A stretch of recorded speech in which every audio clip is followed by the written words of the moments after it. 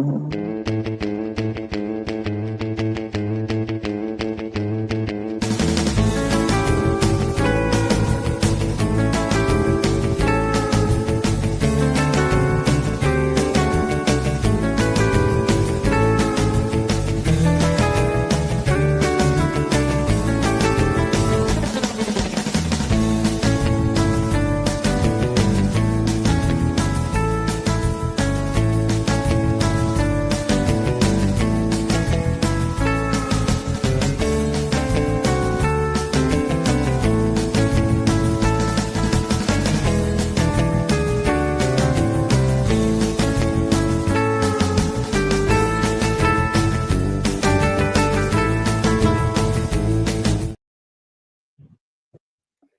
right, we're live, hopefully. Okay. Hi, guys. As you guys can see, everybody, we've got from Everything Iowa Sports, we got Coach Jason Hackwell in the house tonight. And I know that a lot of you guys have been wanting and waiting for him. And so he is going to talk about the schedule and give you his actual predictions for an actual record tonight. As usual, you got Calvin up there in the right-hand corner of your screen.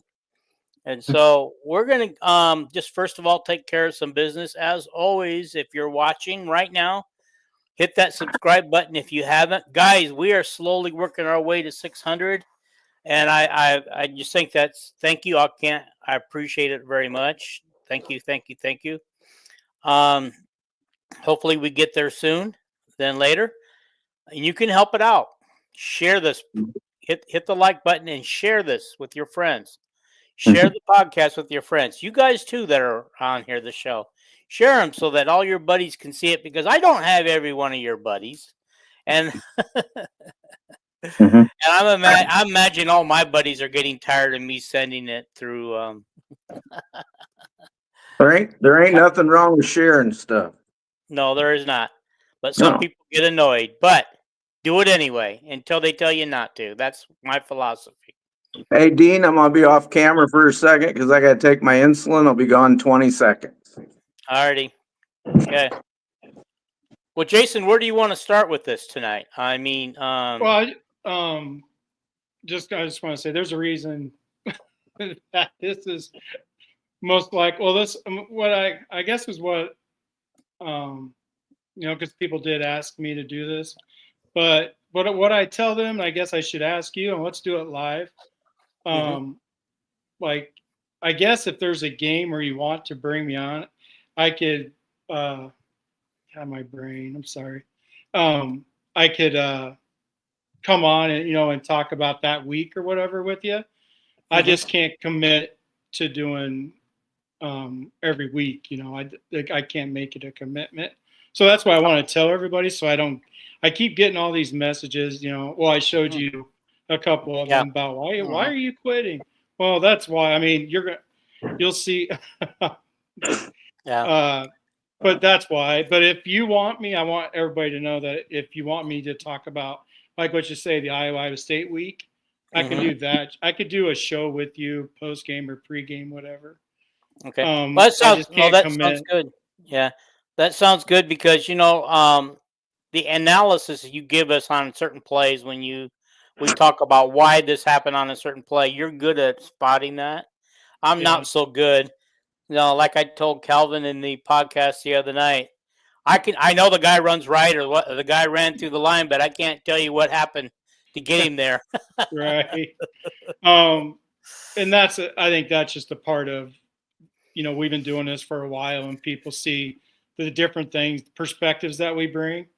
And I think what you just said is some of the things that, I shared with you what people tell me, exactly what you just said. So, hey, Jason. Yes, Jason. Sir. Yes, sir. I've been getting a lot of messages too. They keep saying, "Calvin, will you get off that show? We hate you." No, you haven't. Stop lying. Most people don't message me about stuff because they know that I'll probably disagree with them, and they don't want that. So. No, anyway. I always and everybody, Paul. No, go ahead. Oh, no. I was just going to tell everybody that about Paul. I'm not going to give you specifics, but Paul's going through some stuff right now. He's had some health issues and stuff, and just keep him in your prayers. And I'm hopeful that we'll get him back on the show sooner than later, at least by the first kickoff. We'll get him back on. I'm not expecting him this weekend because he's already said no to this Sunday show. But you know what? That's 2 weeks after that is our post-game show for the Iowa game, the first game of the season. So let's hope we get him back by then. Yeah, when my wife gets back from Florida on Monday, that's game week for Iowa State. Yes, it is. Here's a question my dentist asked me today, and like I said, I haven't had a good brain day. What is the Iowa State-Kansas State game? Is that the Ireland game? We could not remember. It's in London or Scotland or someplace. Ireland, guys. In Ireland. They're having Farmageddon in a place that can't grow crops. It's wonderful. Okay, so it is. And Kansas State is a 3.5 point favorite because I just listened to Tom Kaker's podcast. So yeah. However, the two guys named Chris have picked Iowa State to win this game because Kansas State is suffered at the hands of Iowa State lately. I hope Iowa State wins so we knock off a top 15 team. Yeah, I agree. I mean, well, the winner of this game gets a foot up toward the Big 12 championship game. Right. Because you can't, but without winning this game, they can't get there, probably. Right. But like with you're talking about the Chris, they're Iowa guys, right? One guy hates. No, one guy's Iowa State and one's Iowa. Yeah, that's what I was going to say. But the Iowa guy, I know him. Yeah, the Iowa guy who's all over the place. He's on CBS SEC football. Yeah, it's CBS HQ. It's called on your TV TV thing, and he's all over the place on that. So he does a lot of stuff, but he hates Kirk Ferentz. So I don't listen to their podcast just because he's negative with not reality. So I don't think Calvin would like him. No, not at all. I don't mind people disliking Kirk. I just love to call them stupid to their face, because it is God's the honest stupid. I'm sorry. I don't. The difference with me, like, I don't mind people not liking Kirk, but give me a real reason. Like, he just comes up with all this nonsense, and I'm like, well, that's not like he makes excuses for why Iowa wins 10 games. So it's like on Kakert's podcast, he had a guy he started out in journalism with, and I'm on a comment on the On3 thread when they have it up there. They go, we started doing the Hawkeye journalism in 1999. And I'm going to comment, I'm going to say, oh, you guys are newbies and don't know what the hell you're talking about. The only thing they know is Kirk Ferentz's career at Iowa. They know nothing about the history of football before But they don't know that me and Dean had to suffer through 19 straight non-winning seasons. Yeah. Hey, by the way, speaking of losing seasons, and did you notice that Iowa did not make the top 20 or whatever it was of the schools that have lost the most football games over the years, despite that 20-year season where we lost a lot of football games? I don't think we might have got in that 20 losingest teams by the end of that 19 years. We might have, I'm not sure, but everybody knows that Northwestern and Kansas State and Kansas, those were the three losingest programs. By the way, no, Iowa State's in that list, but who do you think was number one? This will shock you, or maybe it won't. I'd have to look it up. Who do you think was number one? Ought to be Kansas. Indiana. Oh, yeah. Can you believe it? The team with the most. But I'm saying when Hayden took over, the three losingest programs were Northwestern, Kansas State. Kansas State was the worst, and Kansas. Those would have been your three in 1977 or 8. And Bill Schneider turned Kansas State around. My dentist told me that Kansas has a billionaire that gave him the football team a bunch of money and said you need to start winning. 300. He gave 300 million to. I shared it yesterday on our messenger. He gave 300 million to the Kansas athletic program. He's the same guy that bought the. He's the same guy that bought the original James Naismith rules of basketball for millions of dollars and donated it to Kansas. 7 or 8 years ago. But, Wow. yeah. Well, I wish we had a benefactor like that in Iowa. Well, our athletic program pays for itself, so. Right, but it'd be nice to be able to spend $25 million on a roster too. Sure would. Yeah. On our last podcast, I said I wish I'd win Powerball because Kirk and Kirk and Jan and Ben McCollum would have all the money they needed every year. I got a question for you guys today. Okay, since we're speaking about NIL money and donations, Texas Tech has all that money donated to them. They got tons of money, and they bought a heck of a roster for football this year. Do you guys think they will contend for a Big 12 title and a playoff spot with that kind of money? That's like contending in the Big 12 is like winning a junior college championship. So yes, they can. There's no great team. Arizona State has a lot of starters back. They'll probably be the favorite, I would think, but who cares? Arizona State has the best quarterback in that Coach. conference. The best That's coach. what I heard. They're gonna miss their running back. He was fun to watch. I'm gonna miss watching him too.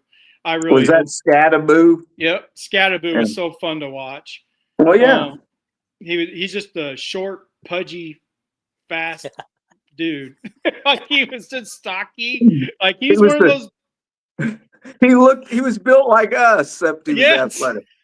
Yes. He's built like us, but athletic. Yeah. He was a Tyler Kluber. He was a Tyler Kluber of great tailbacks. Yeah. But if I keep losing weight, he can't be compared to me. I'll outrun that dude. I love Tyler Kluber today. He said he talked to Kirk Ferentz 2 weeks ago, and Kirk told him that he'll probably coach till he dies. And I just thought, good, so. I told my dentist this morning that he'll probably coach to 2029. I think he'd write off. He'll coach longer than that. I mean, we'll see. You never know. 5 years from now, it's going to be a lot. 4 years, whatever. He'll be 75 years old when that contract ends. And Brandon on what kind that of health villain, will he be in? Brandon on that villains thing, he goes, oh shit, if he stays around till he's 79, he'll be like Joe Pa. And I said, Kirk is nothing like Joe Pa. Joe Pa was like Joe Biden or something on a dementia list by the time his last 5 years at Penn State, right? Yeah. Penn State. Kirk is in better health, looks younger than any of us three. Well, he still runs. He runs a couple miles every single day. He's a healthy dude. Yeah, with no ACL in one leg. He's gonna. I mean, his genetics is what's gonna make or break him, right? They'll just depend on his genetics. I know somebody who passed away that was working out. That just tells me about exercise. I told my wife, see, that's why I don't work out. It's very sad, but it's very sad. But Derek Robinson, 40 years old, 43, he keeled over. He went to the gym, great shape. Former Iowa football player, about 6'6", 280 at Iowa. And now he's weighs like 220. But he's working out at the gym like he always does. He had a blood clot in his lung and he died like that. Yeah. But, he did that at the gym? Yep. Oh, I don't know if he passed away in the gym, but he had the anomaly at the gym. Oh. And a lot of times the blood clot kills you very fast. But especially when anyway, you do work out. are Yeah. we gonna? And we're just gonna talk about stuff like this all night. And Well, we're going to get into we're talking a little bit about everything. I was just explaining so that way I don't get all these messages, because I'm going to share this to everybody to tell them to watch this. And then that way they don't have to send me messages saying, hey, like, when are you coming back on? Right. Or there you go. what are you going Well, we're gonna test how many of these friends you got, because we're gonna look at the views in about 2 weeks. Yeah. Well, Now, see, hey, fun, Jason, see if it's 1,000 or not. see, we need 1,000. it won't be 1,000. No, I don't even know if I I'll know have that. I'm people. joking, Jason. But what I was going to say is, Dean, the last video, they told me that it's going to be your most liked. Was it your most liked? The last time I looked, it was 17. that would be, because I don't usually get more than 3 or 4 likes a video. So, yes. Do you ask for likes? I do. I think I skipped it tonight. Oh, I did say it tonight, but I said it in quick passing. But as you see across the screen, it's scrolling. Smash the sub button, like, comment, and share away. Dare you to share it to your favorite media podcasters. Dean knows that I share it, so I got brave and shared that one that you're talking about with Corey Brada. Oh, what was that with Kluver or a different one? Or the one that Kluver just did with Corey today? No, I'm talking about ours that we did the other night. Not this last one, but the one before that we did. Yeah. The one that Jason said was going to have most likes on it. Yeah, I don't have any problem with Corey. Me and him talk nicely to each other. He knows I disagree at times and everything, but I don't have any problem, with. You guys did a show with Corey? No. Oh. No. He just said he shared it with Corey. Corey did that with the washed up walk-ons and somebody else the other day who I still to this minute don't know, because I started watching it and never heard the name of the podcast or saw the name of it. I just thought you were just saying, because you were just saying that you shared it. Like, what did you Because share? I didn't know which podcast you're talking about. Corey had Hawkeye of the Storm. He had Tyler Kluver on from Walk On. Oh, that's right. Yeah. And I had it the wrong way. Kluver was telling him why they don't run fakes on special teams as much. He told him, he says, I notice when I know the special teams play. He says, I can tell when they're lined up in a possible fake, but the other team is not in the right formation, so they cancel it. Kluver knows all this stuff. Yeah. Of course, Corey says, I don't believe that, but whatever. It's like you got an expert Corey on. actually said he didn't believe that? Afterwards. We're talking about the long snapper who would know when he sees it. Yeah. And then today, Washed Up Walk-Ons had Corey on, and it was a nice podcast. I have to say, it was like Corey went over quite a bit of Too Deep stuff and what he's heard, and it was pretty good. For my information, it was fairly good stuff. But anyway.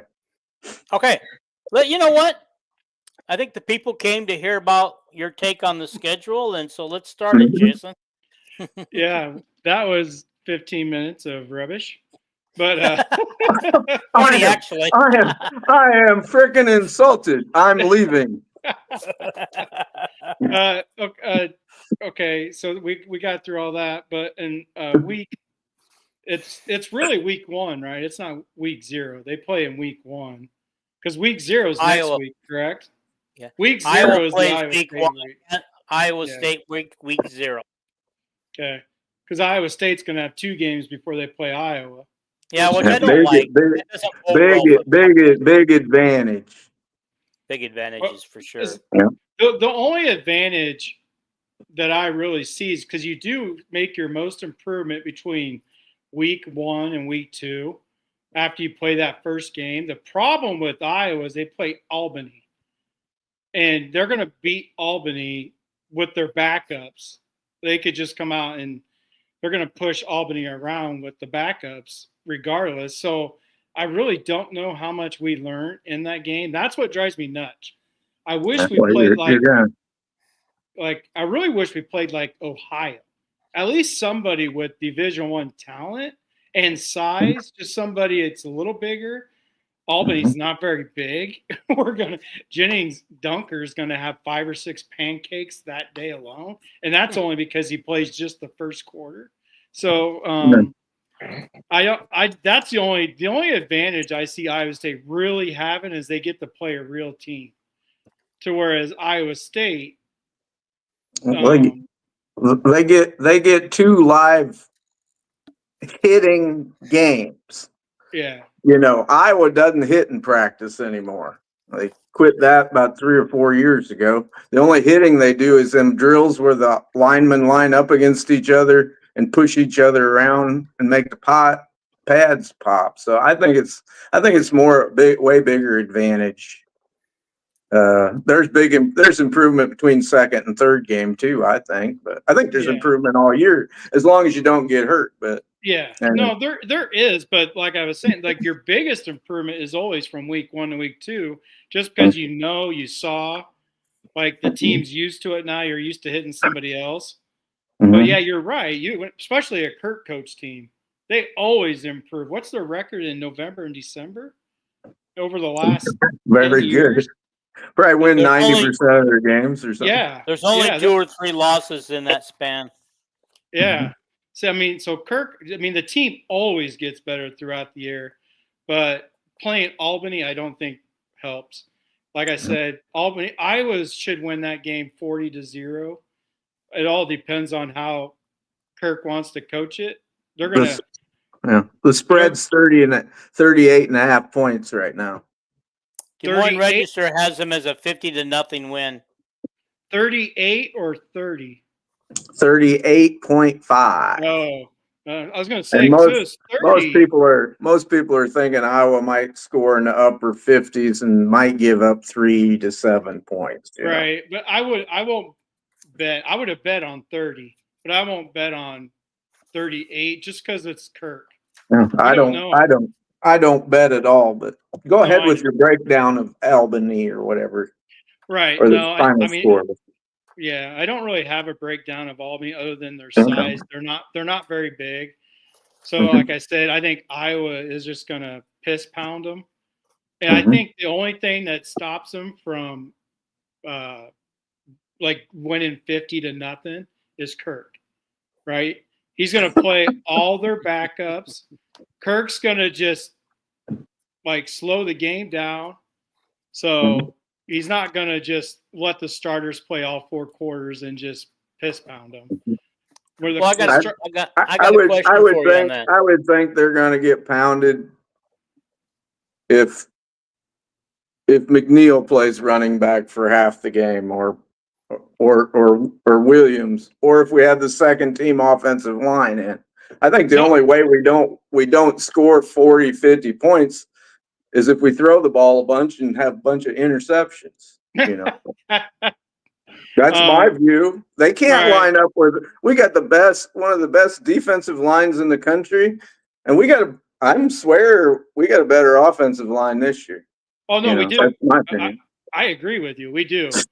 Yeah. And that gap scheme running fits like Jennings Dunker. It fits these hog mollies.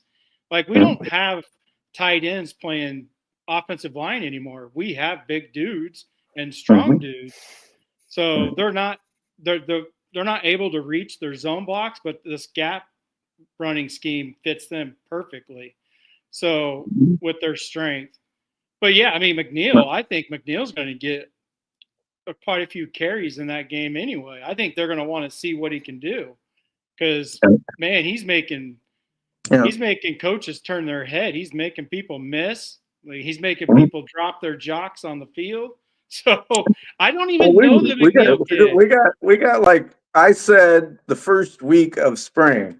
I said on people's podcasts and comments, I said McNeil's I'm hearing is the best running back prospect maybe ever at Iowa as a true freshman. And people just laughed, like, Jesus.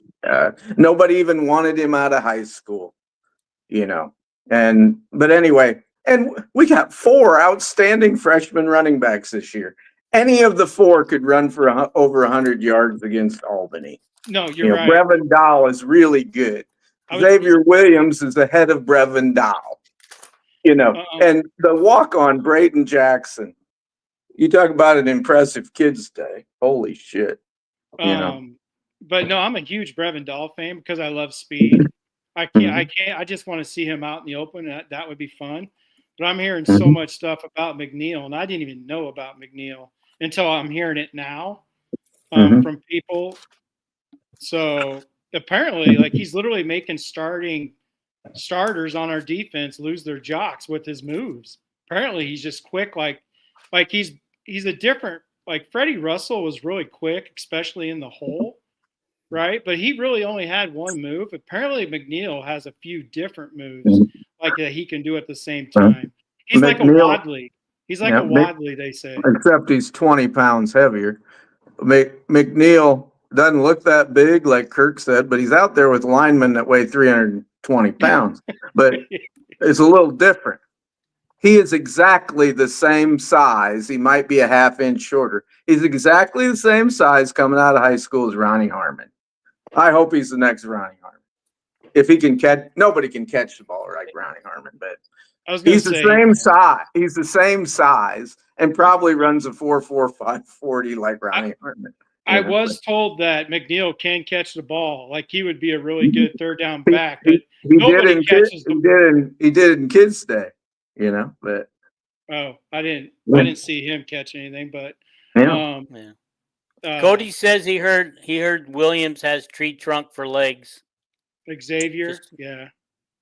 He runs like a bowling. He runs like a bowling ball. Yeah, he's Sean Green. And he's faster than Brevin Dahl in the 10 yards also. I don't believe that at all. Oh, yeah. Brevin Dahl is a 100-meter. Brevin Dahl's a 100-meter guy. He outruns after 10 yards, he's gone. But the only time a 100-meter guy matters at all is if you're a kick return guy. Then you might run 100 yards. But he's also a 40-yard guy. Xavier Williams does not run a 40 like Brevin does. Well, hell no. I said 10 yards. Yes. I didn't know you meant like the 10-yard shuffle. Is that what you're talking about, the shuffle? No. He's quicker? It's like they line up in starter blocks just like they do in the 40 or the 100, and they have a stopwatch at the 10-yard mark. It's a 10-yard dash. They keep running, and then they time them in the 40 and everything too, but it's a 10-yard dash. Okay. Yep. So he's got really good acceleration, but he does have tree trunks for thighs. Okay. He's Quadzilla. They're going to nickname him Quadzilla. And he's a great receiver, according to Lester says he's a great receiver too. So anyway. I want to say something before we get into Iowa State. Real quick about Lester, because he brought up Lester. Lester said something that just made me flip my lid last year during a halftime show, if you remember the Minnesota game. I wish I would have known he was that way. I wish he would have told the world before the season the way he coaches. And he admitted it last year. He legit would go into the game just calling rubbish, right? He would call this play knowing that it probably wouldn't work just to see how they defend it. And then his halftime adjustments, he said that. He's like, we probably had the best third quarter of anybody in the Big Ten because they've come out in the third quarter and we all saw what they did. Like in the Minnesota game, I think they scored 21 second-half points or whatever. All of a sudden, Johnson was just running wide open. And He also said during the Minnesota game in the start of the second half, Kirk told him, lean on the run. We're averaging 9 yards a carry. Which is Lester admitted that he is too in love with throwing the ball sometimes. Sometimes, yeah, but he and that was our strength last year. Right. But that's what that was what he was saying though, is in the first half of games, he would just call whatever to see how they defended it. And Yeah. it would just, Yeah. and Dino here, holy Toledo, he would flip his wig every single first Yeah. half in the first quarter going, what the hell? We're not doing anything. And then And he finally, yeah, Lester said he's got a big advantage this year because no team, UCLA ran a similar offense, but other than UCLA with Bieniemy and the Iowa team were the only two Shanahan offenses in college football. And Lester said, I had no idea what their game plan to defend our offense was. He said, this year, I kind of know. And he said, the only time I knew last year is if we had a team that played UCLA before us. And I don't know, there wasn't probably very many teams, Rutgers, I think UCLA went to Rutgers maybe and won. I could be wrong. They went east someplace and won. It was Rutgers. You're right. Yeah. I didn't know if it was Rutgers or Maryland. It was someplace to the east. And anyway, so he could look at how they defended UCLA and help us. But very few teams did he have that advantage. Just when we played Nebraska, he had that. Of course, at Nebraska, when we played Nebraska, he's got a fifth string walk-on quarterback. When we played Nebraska, I was actually glad during the media day Friday that Lester admitted that last year he had some plays he wanted to run that got vetoed, and he would have loved to run them. But because people don't believe me when I said he actually said that in a press conference last year during a bye week, and we all heard it. We all heard it, but apparently not enough people who actually heard it believed it. Everything I send you guys, I listen to it or I read it. That was the Iowa. And then he commented this year. I told Jason during the live, it was for the Iowa State game last year. I came back on after halftime and I said, Kirk is pissed. And, what's Kirk pissed about? Because they wouldn't run the ball when they were on the goal line. All these trick plays and bull crap. But that's why we saw Sullivan go in there after that game. But that was the game that he was talking about where he wanted to call a couple trick plays, and Ferentz said no. I was going to say Lester commented on the Iowa State game this spring. His big flub up was trying to call, what do you call it when you go for a big play? Like it's 2nd and 1 and you go big. Oh. Yeah, he said my biggest regret the Iowa State game was my goal line calls, and then he goes, and Kirk put the law down on that. And then wasted down, I think is the word you were looking for. A waist down. Yeah. And anyway, he said, and then we intercepted Iowa State. And what I call Lachey deep. He was into double coverage on a waist down. An interception just happened, and I thought, let's go get him right now. And McNamara threw the ball up to Lachey, and he's got the All-American safeties in the NFL now, picks him off. Do you know that philosophy is an 80s philosophy? There's I guarantee you there's one coach who told another person who talks about that dumb wasted down philosophy. It's never a wasted down because you're not guaranteed to get it on 3rd down. That is a coach that hangs out with Corey. That's his favorite thing to say. Well, that's every coach likes to use a waist down play.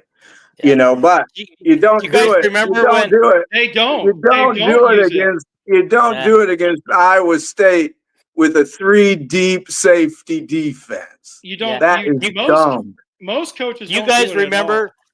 You guys remember 2 years ago when Brian was still our offensive coordinator, and Corey put that wasted down question to Brian, and Brian about lost it on him. Well, yeah, most coaches would, because like Mike Leach says about that crap, which is why I know about it.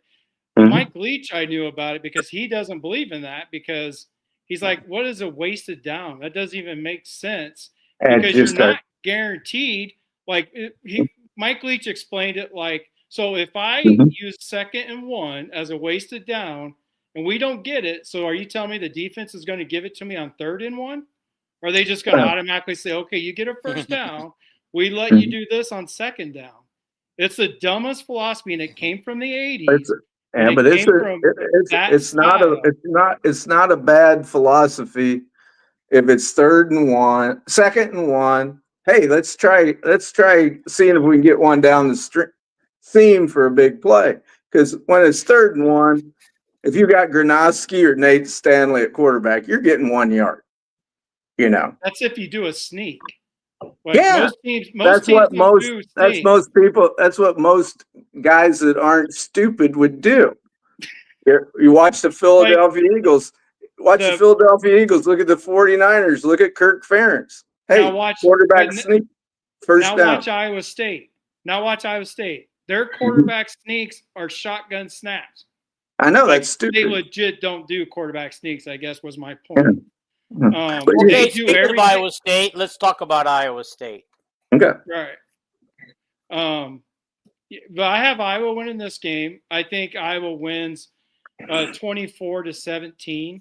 I could see Iowa scoring 27 or so. But I have 24-17 after shutting out Albany. Listen, okay, like I said, Arizona State has the best quarterback in the Big 12. But there's so many Iowa fans that say Brecht is the best quarterback. Now, if you look at Brecht, he's an Iowa quarterback. He only completed 59% of his passes a year ago as an Iowa State quarterback. That kind of reminds you of Iowa football, right? If we get 60% completion percentage, we're excited. But they throw the ball a lot, so that's not a good thing for them. Yeah. And they had 2 NFL wide receivers that went over 1,000 yards last year. They both got drafted in the 3rd or 4th round. I think one went in the 3rd, one went in the 4th, type of deal. And he still only completed 59% of his passes. He's not. I just don't. Well, I think for one, he's a little too short, in my opinion, for what they want him to do. That's just my opinion. I mean, obviously he's a pretty good quarterback, but I think this year Iowa's going to eat his lunch. Last year, he got lucky with X getting out of place, right? And then he got lucky with Castro being in man coverage. He took advantage of Castro man coverage with the NFL wide receiver. Then he took advantage of X being out of place on that long touchdown, like 70 yards or whatever the hell it was. So he got lucky with 2 things that happened in that game to make their comeback to beat Iowa. I don't see, and I'm not sure they even scored 17 points. Yeah, Only because Iowa dominated that game last year. Okay. they What really I want to did. know, well, we didn't in the 4th quarter. Okay.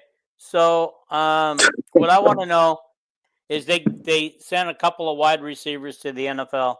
They've got 6 wide receivers that they've got listed on their 2 deeps right now, and I want to know if any of these guys are going to burn us the way those 2 guys did last year.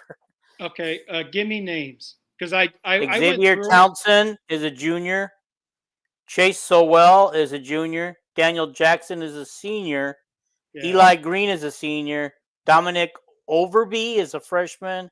And Brett, whatever, is a sophomore. Well, you forgot about Whatever. the 4-star freshman Zay Robinson. He's not listed on the 2 deeps. Oh, he was an All-American basketball player and wide receiver. He's the 3rd team wide receiver right now as a true. That was before fall practice started. But anyway, one of them wide receivers, probably the senior, would have been one of their star wide receivers last year, but he got hurt right before the season, so he didn't play all year and got redshirted. But Iowa State always has good receivers. Yeah. In my view. And they have their last year starting tight end is listed as the backup for this year. They got 2 super. They got Yeah. 2 super duper tight ends. So They do have 2 good tight ends, but their problem was last year, which hurt their whole offense, and it did hurt the completion percentage. Their problem was they just had a so-so offensive line, and I don't know that it's going to be any better this year. It's pretty hard to have. They didn't run the ball good last year like they did the year before, and they got like 4 transfers in the 2 deep, 2 from Wisconsin, brand new ones from Wisconsin or second team. I don't know if they're any good. And then they got the big Neal kid was from junior college. He weighs like 330 pounds, but he wasn't that good last year. Well, let me read you off who they have. By the way, they've got 3 of the 5 are returning starters. I went through before you go do that, Dean. I did go through their wide receivers. Like I said, I lost my notes. Let's talk about them. I did not believe they replaced the NFL wide receivers that they lost. But that was my point. Okay, go ahead, Dean. Go ahead with. Okay, no, I was just going to talk about the O-line. Their left tackle is James Neal, who you just mentioned. Left guard, Trevor Burr. Center is Brendan Black. He's a junior. He's returning. Right guard is Dylan Barrett. He's a senior. He's returning. Tyler Miller is a senior, and he's returning. So there's your a starting offensive line. I mean, of course, this is subject to change when we watch the game on Thursday next week. Is it this week or next week? It's I will bet you that none of us. I bet none of us 3 people know anything about any of those offensive linemen. I don't, but I was counting on Jason. We can list them, but if we don't know anything about them, I just remember Neal was not. He was a big guy last year, but he would struggle. Brian Allen will eat him up. But yeah, I think the whole defensive line will eat them up. I think they're going to rotate 7 guys on the defensive line or 8. I had 7 or 8. I really believe this defensive line is stacked to the max. I'm still dreaming of a Raider package though, with all the speed, and I mean the linebackers as well. But this defense is so fast across the board. They're so much faster than they've been for a long time, but they're not as big. So, the linebackers aren't close to as big. So, what was your score prediction? 24-17 is what I came down to. But I could see Iowa scoring more. Do you want mine? Yeah. 38-14. Kirk's going to go for breaking Woody's record that night or that day, whatever. I mean, that's a big deal. If you've ever played football, if you play with emotion, if you got as much talent as the other team, and I think we have more than they got because of their lines, particularly their offensive line. If you play with emotion all day, and I'll guarantee you, Phil, Seth, Kelvin Bell, LeVar Woods, all them coaches love Kirk. The players love Kirk, and they're going to be talking about it on the sideline all day.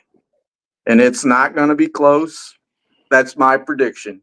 It's going to be domination more than last year, and Phil he's going to tell their defensive backs, play a little soft here on the outside. We can't give up big plays. So that would be my prediction. Of course, I have them going 8-5, but if you ask me about each single game, I'm going to pick Iowa in every one of them because I'm a Hawkeye fan. All right. That's me. Okay, running back is Carson Hansen. Yeah, Carson Hansen is a returning starter at running back. Do we know anything about him? Yeah, he's a stud. I love that dude too.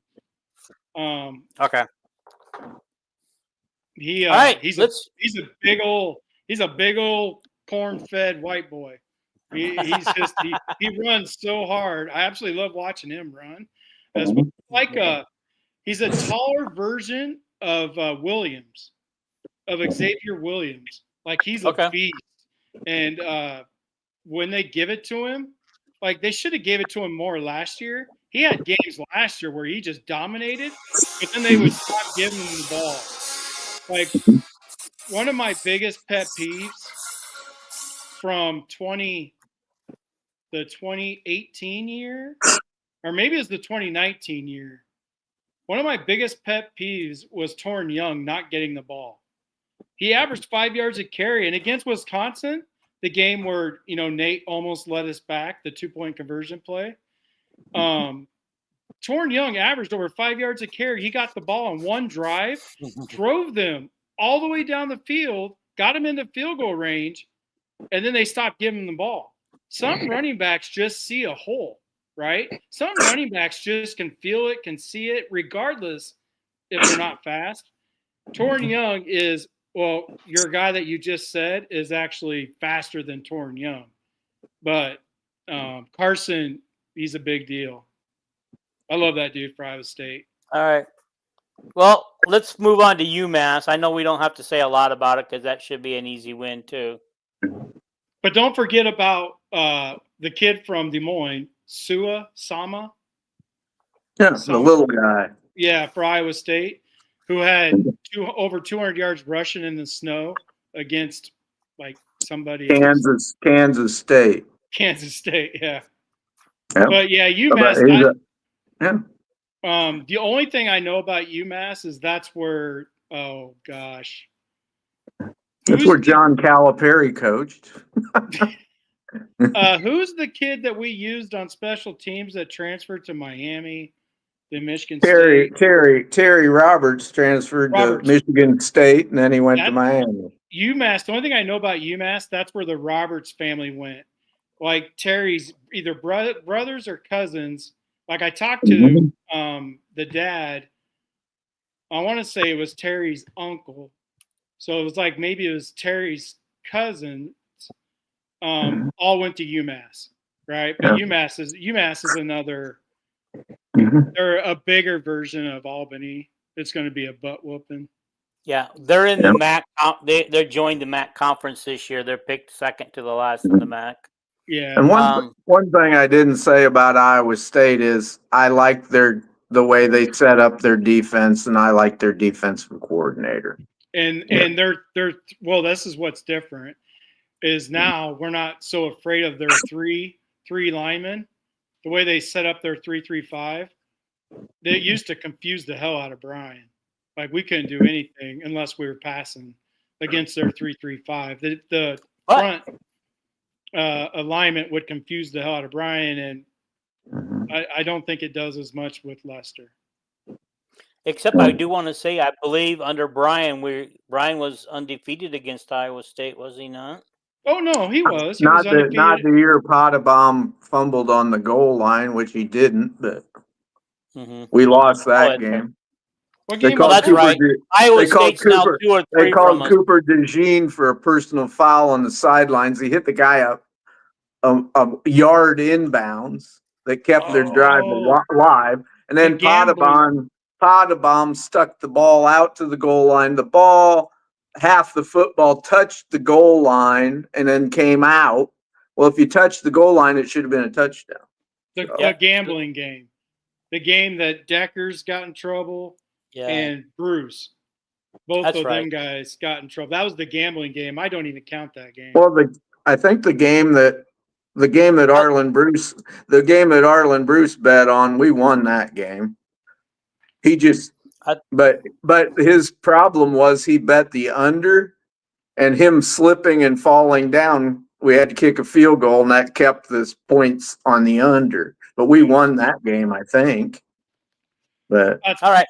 We got to move on because I don't want to spend all of our time on Iowa State because in 2 weeks we can talk about Iowa State. Albany's going to be a big win. We all agree on that. Yeah. Jesus, so let's just move on. Let's just move on. I don't need to know UMass's offensive line, Dean. So. I know I'm not going to give it to you, but we should move on to Rutgers because Rutgers can be a pain in the butt. Nope. This is where I need Kelvin. Because I did have all this wrote down. This was going to be a big game, in my opinion, for Iowa. I feel as long as Rutgers can't run the ball, and if that is that Manu guy? Is Manu? He's for the Bear. He might start for the Bears. Thank God. Okay. So But that Cal was Cumanis is back, our favorite Minnesota burrowing rodent. yeah, he's not very good. So let him throw the football, shut down their run. I think Iowa dominates this game. Without that running back, I had Iowa winning. I want to say it was 21-3. It was a butt whooping without, but with the running back, because if they could run the football, it would struggle. Iowa would struggle with them. CJ Campbell is considered their starting quarterback. I mean running back. Well, this Kala Kukumanis, the quarterback, didn't he transfer in from a Big Ten school? Minnesota. I just told you Minnesota. Yeah. Okay, I'm so busy trying to get the stats all set up. I'm just kind of letting you two go, and We don't need the stats. Yeah. The most important stat. Now Rutgers got a really good coach. He's a really solid guy on offense, defense, and he coaches special teams great. I mean, he does. And he always has a good punter and everything. But there's one thing. Kirk is going to beat him as long as we don't turn the ball over. I disagree with you as far as the offensive part, because the only time he's ever good, his teams are ever good, is when they have a stud running back. The last time he was at Rutgers, the only time they were good is when they had Ray Rice. Rutgers has been good for about 4 years in a row. I think they've won 6-7 games. Right. Which in this Big Ten, this ain't the old Big Ten when Hayden coached. If you win 6-7 games, you got a good team. Okay, we'll go. That's my view.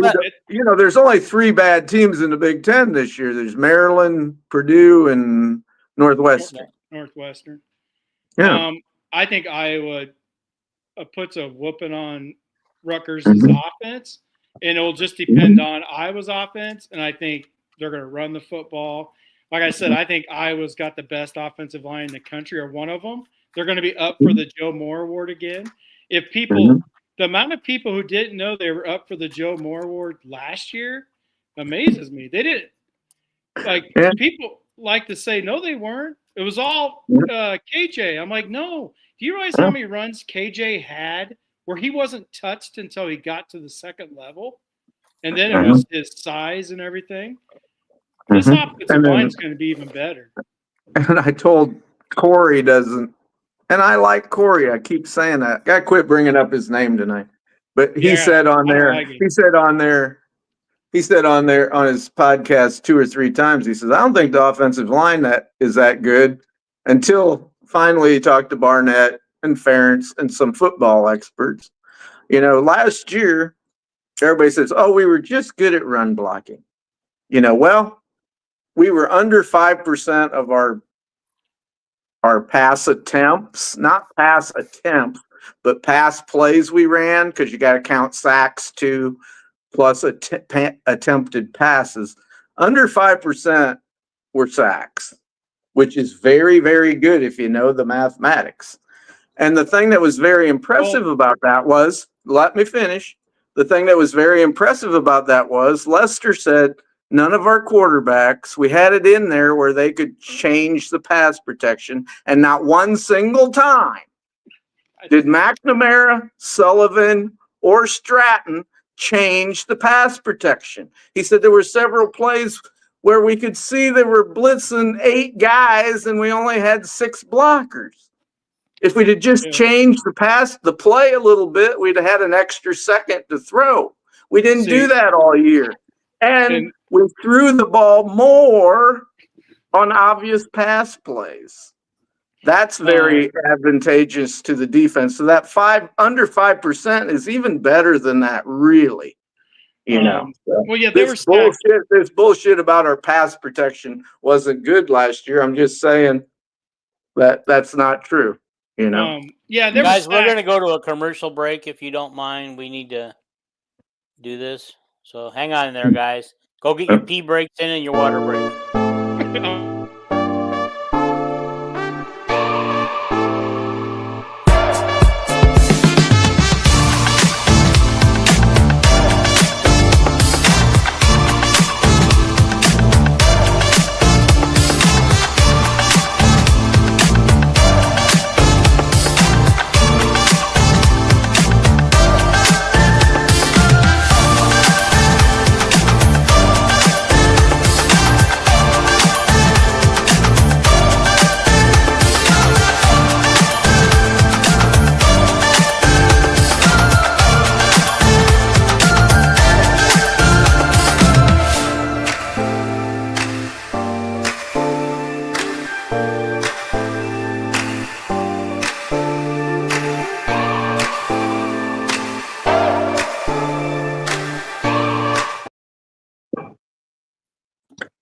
Well, that was kind of quickly cut off. I was going to hit another commercial break, but hey, Oh. that's fine. I'll get it later. And Usually, by I the try way, to- Jason, I didn't disagree with your score on Rutgers. That's about my score. Oh, I okay. just said that they're a All right. very well coached team. Right, and You they know, I are, respect Ciano a lot. So. right, and he is a good coach team, but he won't Mhm. change his offense. I guess it's kind of like Kirk, but Kirk knows how to win without an offense. Most coaches don't. If Ciano ever gets a good quarterback, But because I think, he's sending wide receivers to the NFL, running backs, Pacheco, and this yeah, Munungai guy. He's got talent. New Jersey is loaded with talent, and he's been doing a good job, but once it'd be for his, if you're rooting for him, you want him to get a real good quarterback someday, but All right, let's move on to Indiana. Okay, I'm curious to see what you got here for Indiana. Oh, this is my favorite, just because of you know who, Dean. Indiana, like a year ago, just took advantage of their schedule. Indiana was the 2015 Iowa Hawkeyes last year, right? They had literally the worst schedule in the country for a while. It wasn't until they played Ohio State that they jumped up into like the 70s as far as strength of schedule. And then they played their playoff game, obviously, so that jumped them up. And they ended the year in the 50s or 60s. But they played three top teams towards the end of the year, right? Or maybe it was just two. But they took advantage of, so you can't blame them, but I love their quarterback too. I loved Rourke a year ago when he left Ohio and he went to Indiana. I was like, holy cow. Because Rourke at Ohio was like a man amongst boys. He held Ohio together and was really good. So when he went to Indiana, I was like, this is going to be interesting. And he did what he should have done. And they took advantage of their schedule. This year, I am not as high on Martinez. And help me make sure I said that right. You mean Mendoza? Mendoza. Thank Yeah, you. Mendoza. 6'5", 225 pounds. Yeah, I know Mendoza's from California. I remember watching him. I just forgot his name. Yep. But I'm not as high on him that I was on Rourke. I think Indiana is in for a rude awakening. However, they have one of the easiest schedules to begin the year.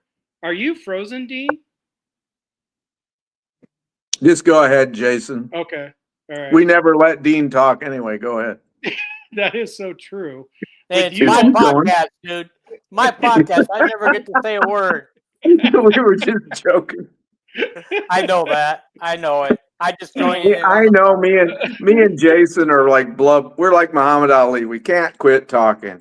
And we do apologize to you, Dean, because we love you. But anyway, yeah, you were froze for a while there. Go ahead, Jason. Okay. I'm not as high on now. This is just me personally. I know the coach for Indiana, he wins. I mean, he's got a winning track record, but he doesn't have one in the Big Ten other than the 1 year, his first year, right? He took advantage of it where they just played the worst teams. So I'm going to be happy because if Iowa State beats Kansas State, Iowa State's going to be ranked when Iowa plays them. Indiana has an easy schedule the first 4 games or whatever it is. First three. They got Illinois. They got Illinois at home on their 4th game. Okay, so that would be a good game because I have Indiana and Illinois about in the same realm. I know Dean or Kelvin loves Illinois, I believe, but I have them in the same realm. So that will, I hope. Then I'm going to root for Indiana to beat Illinois the week before, so that way Iowa plays 2 ranked teams, and I have Iowa destroying Indiana. Indiana's defense is going to be bad. I think Iowa is going to put up over 30 points against their defense. Now, it's going to depend on Mendoza. They have a good offensive scheme. I like their scheme. It works. So it's going to depend on how much Mendoza can actually do. Like I said, I'm not as high on him that I was on Rourke.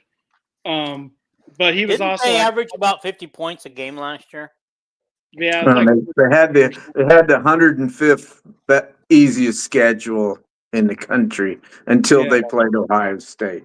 Got yeah, it. it was. So, But they did average, but that's what they did. They beat Purdue. What was it, 66-12 or something? Like they have a coach that doesn't mind putting up 60 points. Like he wants to go, right? Yeah. Whereas The Indiana Iowa, Purdue is a rivalry game too, right? So yes, if you got a chance to put up 66 points on your rival, you're going to do it to make yeah. a But I statement. mean, he did it. He did it all year long, right? He just he's, did it all he's, year. he's a good coach. He is. He is a Yeah. good coach. This is going to be the year because they do play Iowa this year, and they play a couple other, like they play Illinois. So they actually play teams that are on their level as far as talent, right? His scheme is going to score a ton of points against teams that aren't as talented as Indiana. And he's not Kirk. He's not going to like slow everything down and play backups and do this to not score, to let the clock go. He's a coach that wants to score 50 a game, regardless. So, but in this game, I have Iowa smashing because I think they're going to score a lot, and I don't think Indiana is going to score a lot against Iowa. I think Iowa's speed in this game is going to be able to stop a lot of things Mendoza can do. I mean, the linebackers, like I'm saying, like Iowa has speed everywhere with the exception of the D line, which whatever, right? Their power on the D line. So I am so excited for this defense. And if you guys watch the presser, if you guys remember, last year everybody talks bad about Iowa's defense. They still only gave up 17 points a game, and and that's 9 years straight. They showed of allowing less than 20 points a game, and the closest one is like I don't remember who it was, but it was 4 games. Alabama, I think Alabama Yeah, it was was one the of those next teams. closest one, and it was half wasn't even half as many years in a row. Right. So Mhm. I am excited about this defense. A lot of what I'm saying, it goes along with how good Iowa's defense is going to be, which is going to shock a lot of people because they still think last year was a real. Which I told Dean what I heard about last year's defense. So, but and What's your final score? What's your final score there, buddy? 35-14. Wow. God, I hope you're right, dude. I hope you're right. All right, so we move on to Wisconsin. I believe Wisconsin's where I'm gonna say Iowa 29, Indiana 20. Okay. Okay. What are you laughing about? You making fun of me, Jason? No. Guys, I would take that too. I would take that. Actually, guys, I'm going to disagree with both of you because I know Indiana can put up the points, but hopefully Iowa can too this year. So Iowa wins this one in a shootout in the 40s. Maybe. Holy shit. Maybe 45, 41, something like that. 42. I know a bunch of the Indiana's got several guys that are returning All-Americans, like cornerback, one of the best cornerbacks in the country, great defensive end and a linebacker, and maybe the top 4 wide receiver. I just think that I still don't trust our cornerbacks, and I think Signetti's going to take advantage of that to get 20 points. That's what I think. Okay. All right. Now, here's the big question. Moving on to Wisconsin. Can Billy Edwards run this offense and make it happen? And will they finally go back to Wisconsin ball and chuck the West Coast offense or whatever that's called? What's it called? They wanted to run the air raid, but they fired their air raid guy, and this is another where I wanted Kelvin. I have all these notes. I don't remember who they actually hired as an OC, but I do know I had Iowa going off. His name is Jeff Grimes. Jeff Grimes. Oh. That's what this book says. I'm looking at the book. Okay. New offensive me, it's coordinator is Jeff Grimes. Okay. To me, it's what do you call them games that are a danger? Trap game. games. Trap games. Because anybody knows it's hard. Wisconsin's a tough place to play, and it's a rivalry game. So Yeah. No, I you're right. expect Iowa to win, but I'm just saying, don't be saying, "Oh, we're going to blow them out." You know. I mean, it's possible they could, but I had the game 21-17, so I don't have as many points. Mm-hmm. I forgot Grimes was their OC, but Billy Edwards is not good. So I don't even know if he was. Did they give him? Did they give By him? the way, they NIL have money? By the way, they got a big time new running back. They went back to recruiting a running back like they used to have. So, but Is he a freshman? Yeah. Oh, I okay.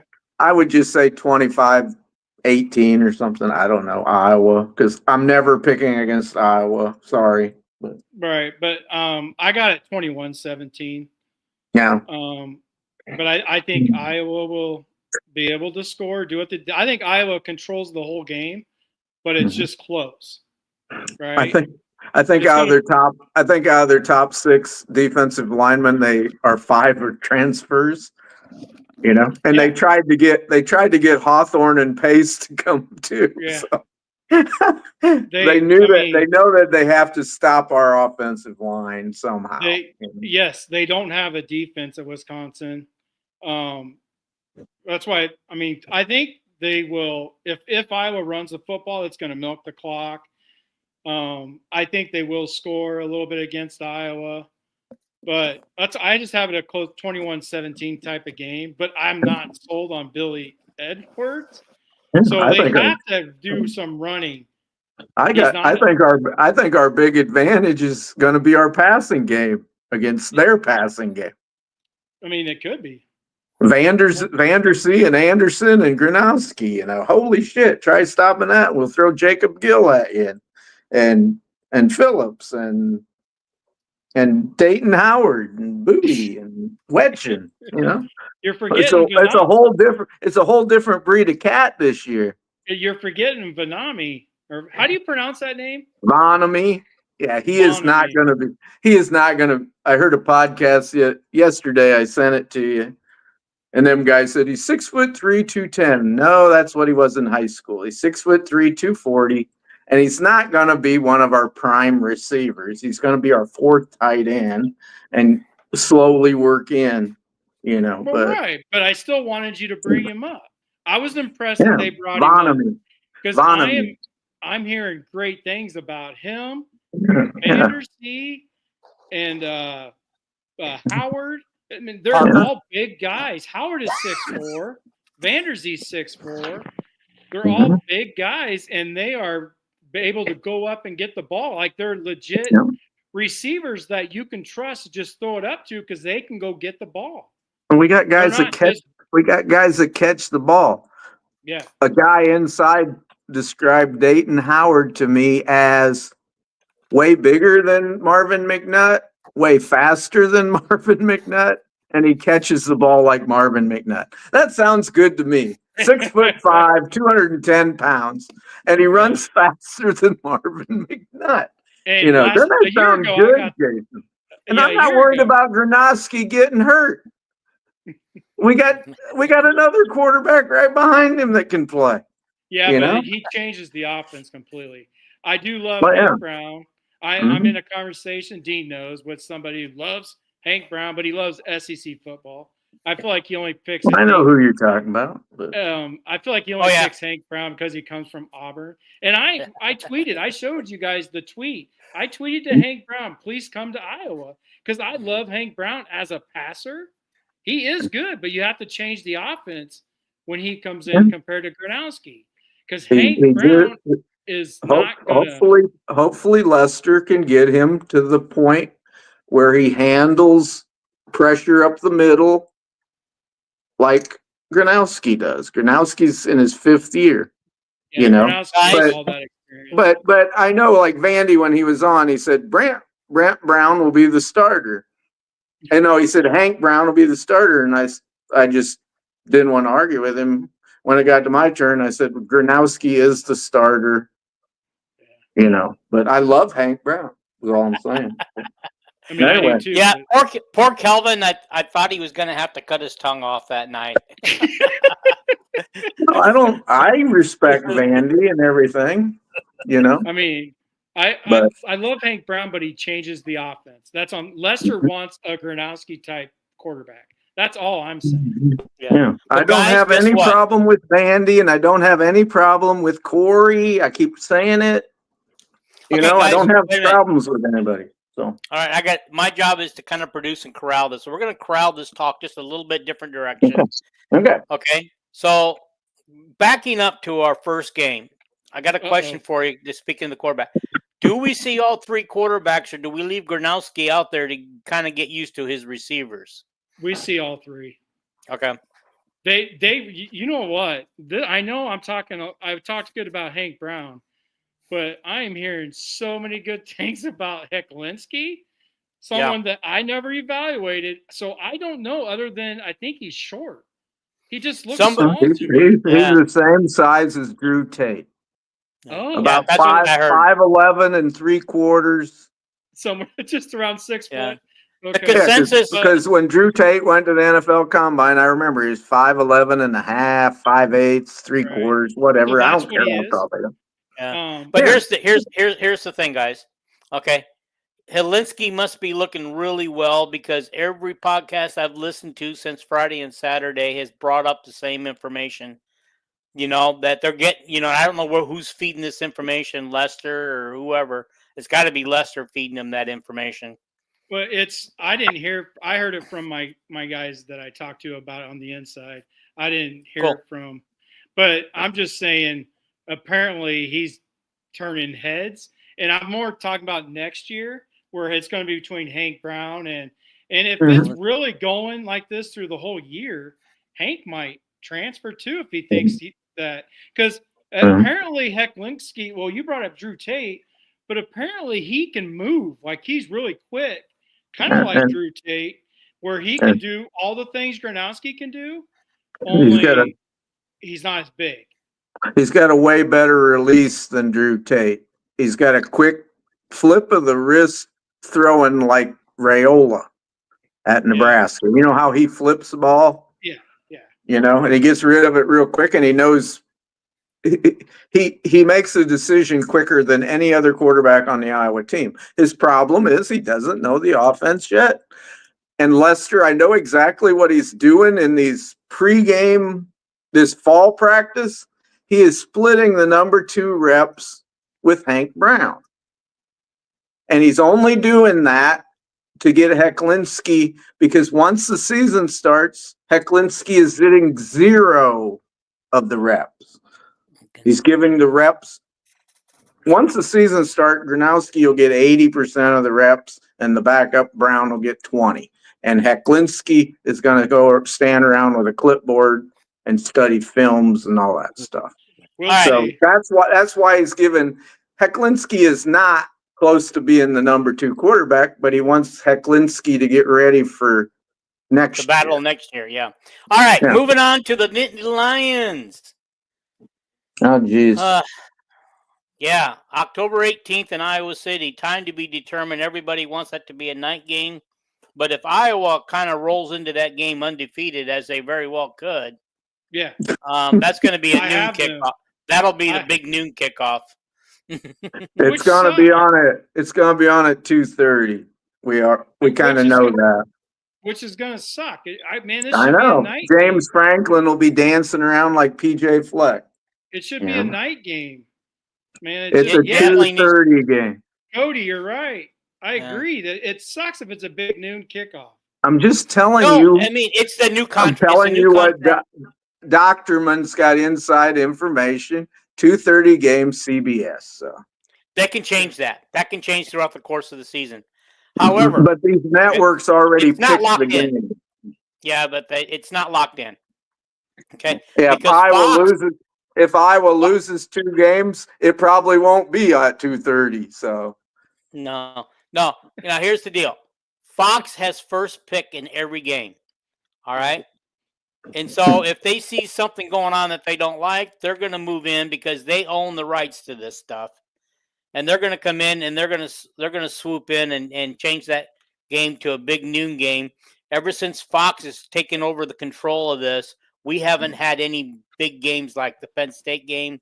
We played Penn State at night, Michigan at night at home, and got some major upsets. And we're just not getting those games anymore. This is the reason why we can't beat a top 25 team anymore, because they're given to us at 2 o'clock and 11 o'clock in the afternoon. I'm not an expert. I don't know. All I know is what Kakert and Doctorman said this week, that it's going to be at 2:30 on CBS. Unless Iowa has a couple losses, then you aren't going to get,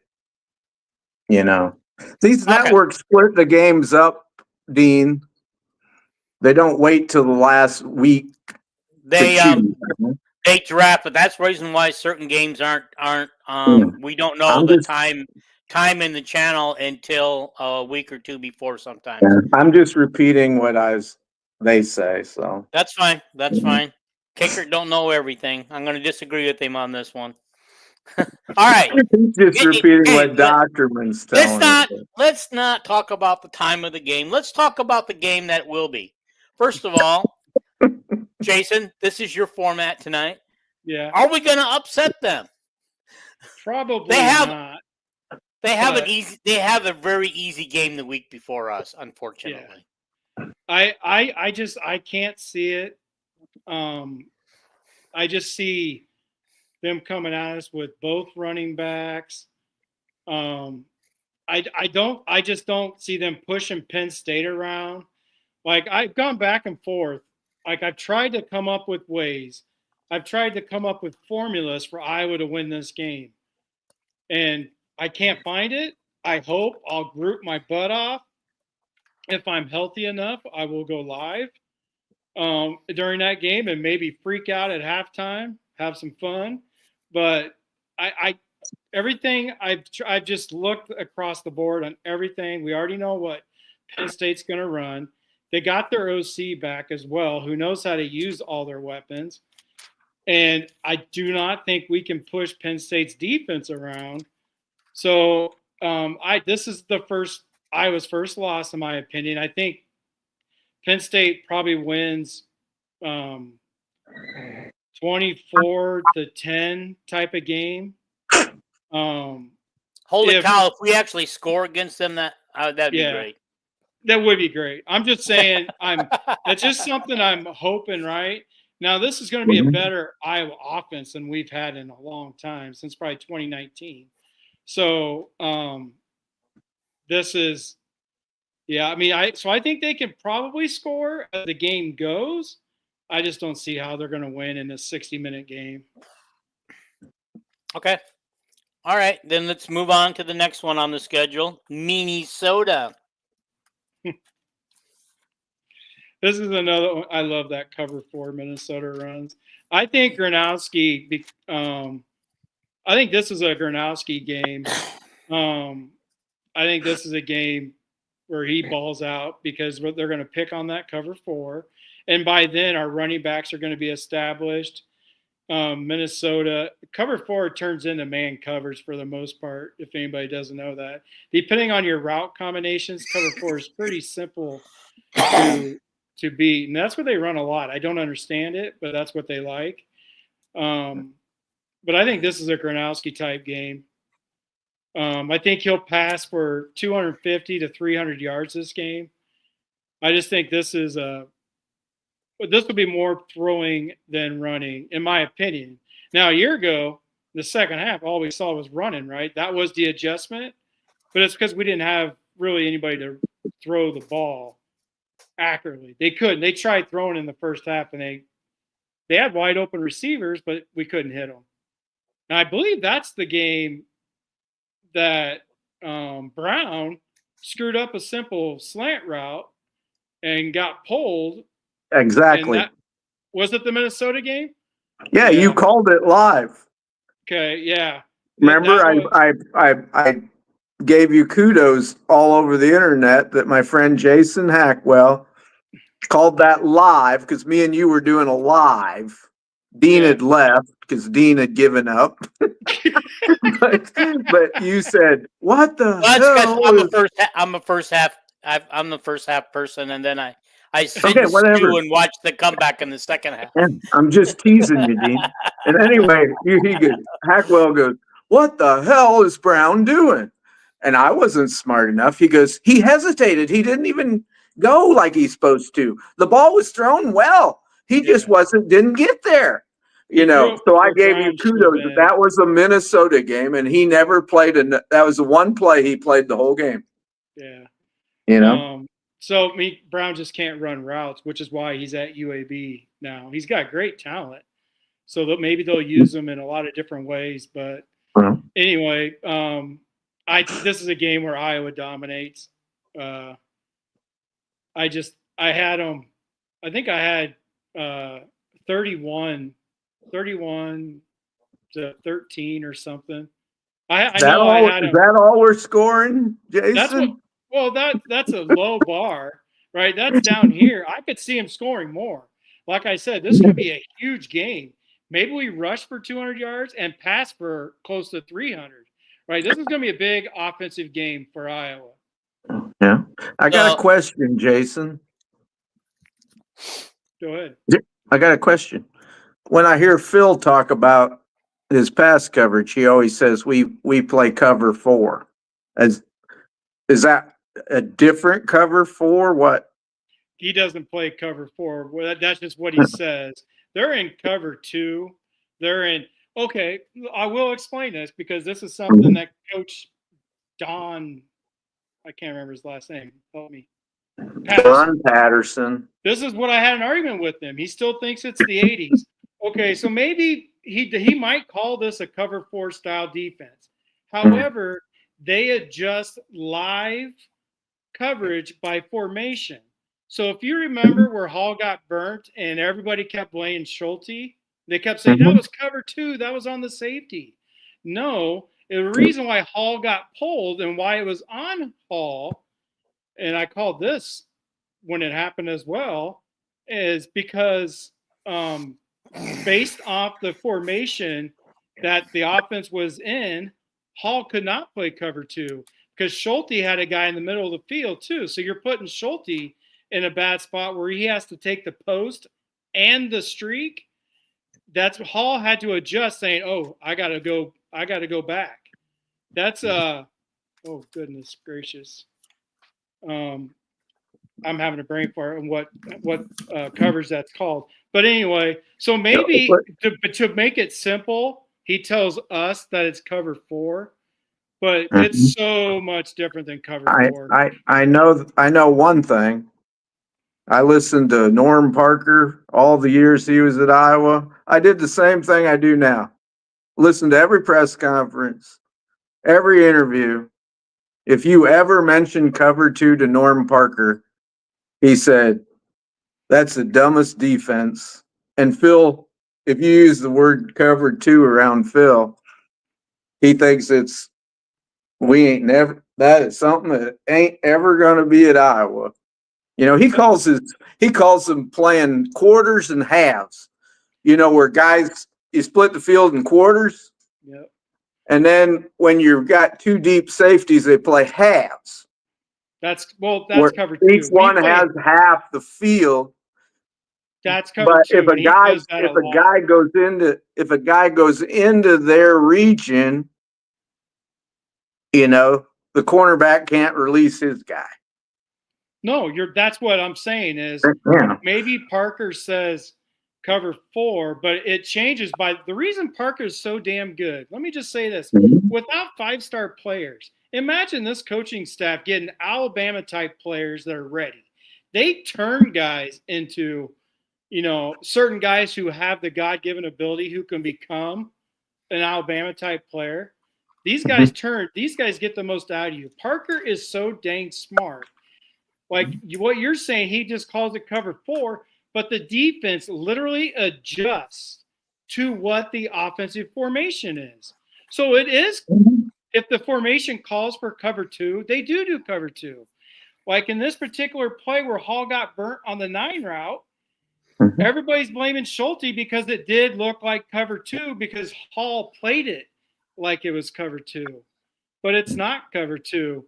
It's actually he needed to go to cover 3 on his side. They could have played 2 on the weak side. They could have stayed in cover 2 over there, but Schulte can't take a post and the 9 route, right? He can't take the 8 route and the 9 route. He's got to take the 8 route, and it was He was Hall that needs to take the 9 route. he was So taking the guy down the middle of the field that was running deep. yes, and Yeah. Hall is supposed to. The formation called for Hall, and apparently Hall's got this figured out. Hall is having one hell of a camp. Just so everybody knows, he Yep. now understands the defense. The defensive scheme is extremely hard for a lot of kids, right? It'd be hard for us. If he was sitting there talking to us with the whiteboard, we'd be looking at him like, "Is that Chinese? Like, what are we doing here again?" Like, Okay. Okay. While I disappeared for a minute, did you guys answer Cody's question about the cover 3? just I think I did. I explained that. That's He probably mentioned what. cover 3. That's Okay. what I mentioned. Cover 3, which is probably what Coach wanted Hall to turn it into. They Mhm. probably came out in cover 2, but the formation the offense went to had to change it to a cover 3. Hall had to take that 9 route. And just, but that's what makes Parker's defense so good, even with these guys who aren't highly recruited, because it literally adjusts on the fly where you're like, oh, they're in this formation. So their defense completely, it's not like you go out like Minnesota, you'll see they're in cover 4 so much, and they'll get just torched if the offense has a quarterback and knows what they're doing. Okay. That doesn't happen to Iowa very often. Obviously, Parker's been torched, but I think a lot of that has to do with the kids not understanding the formations on what to do, because this defense is extremely hard. So let's be clear. You have us burying the woman's gymnast PJ Fleck in that game. So I call him the women's gymnast. He runs down he looks like Nadia Comaneci running up and down the balance beam sideline, skipping around like oh, I hate that guy. Go ahead. I don't know. He had me wanting to buy Swampland when he was on the media days on the BTN. Boy, that guy can talk. I know you wanted Kirk fired and PJ in there so we could go. We could end up going. We could end up going 1-9 against Minnesota if we had PJ Fleck. So yeah, we can. All right, there we go. Yeah. I'm just kidding. All right, guys. So I'm just teasing you, Dean. So let's be clear. As he said, you got us whipping Minnesota. What was your score? 31-13, I think, is what I had. We'll score more points than that, Jason. I mean, we could. I'm not gonna lie. Like, that's a low bar. It all depends on Kirk as far as scoring. Mm-hmm. Like, he likes to play his backups, just not the backup quarterback. He likes to play everybody. I think Kirk will play. I think Lester calls the plays. But I think Kirk has never had a deep wide receiver room since 2010 or whatever, 2009, whenever it was. When he had deep wide receivers like in 02, 03, and 8 and 9, they threw the ball a lot. And I think Gronowski and the wide receivers will score more than 31 points against Minnesota.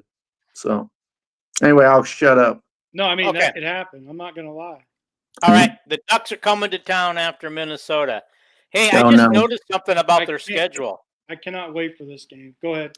They actually have 2 Power 4 teams on their schedule for non-conference. Oklahoma State, which I heard was going to be dog meat this year. They are. And, well, Oregon State. I guess they're not a Power 4 team anymore, but. Well, I don't know. They're a rivalry game. Oregon State gave them a game last year, so. Yeah. Okay. Talk to us, Jason, about your theory on Oregon. This is a game I think Iowa can win because, like I said, this is a very fast defense. I love moving X to free safety. I love having. I just love the way Lutmer at strong safety, moving Cohen to cash. This is a game that we could upset Oregon because Dante Moore. We have the speed to deal with Dante Moore. We do have the speed to deal with, and we have the defensive line that can crush them as well. So I think we just have enough speed where we could upset these guys. And these guys have never been in Kinnick Stadium.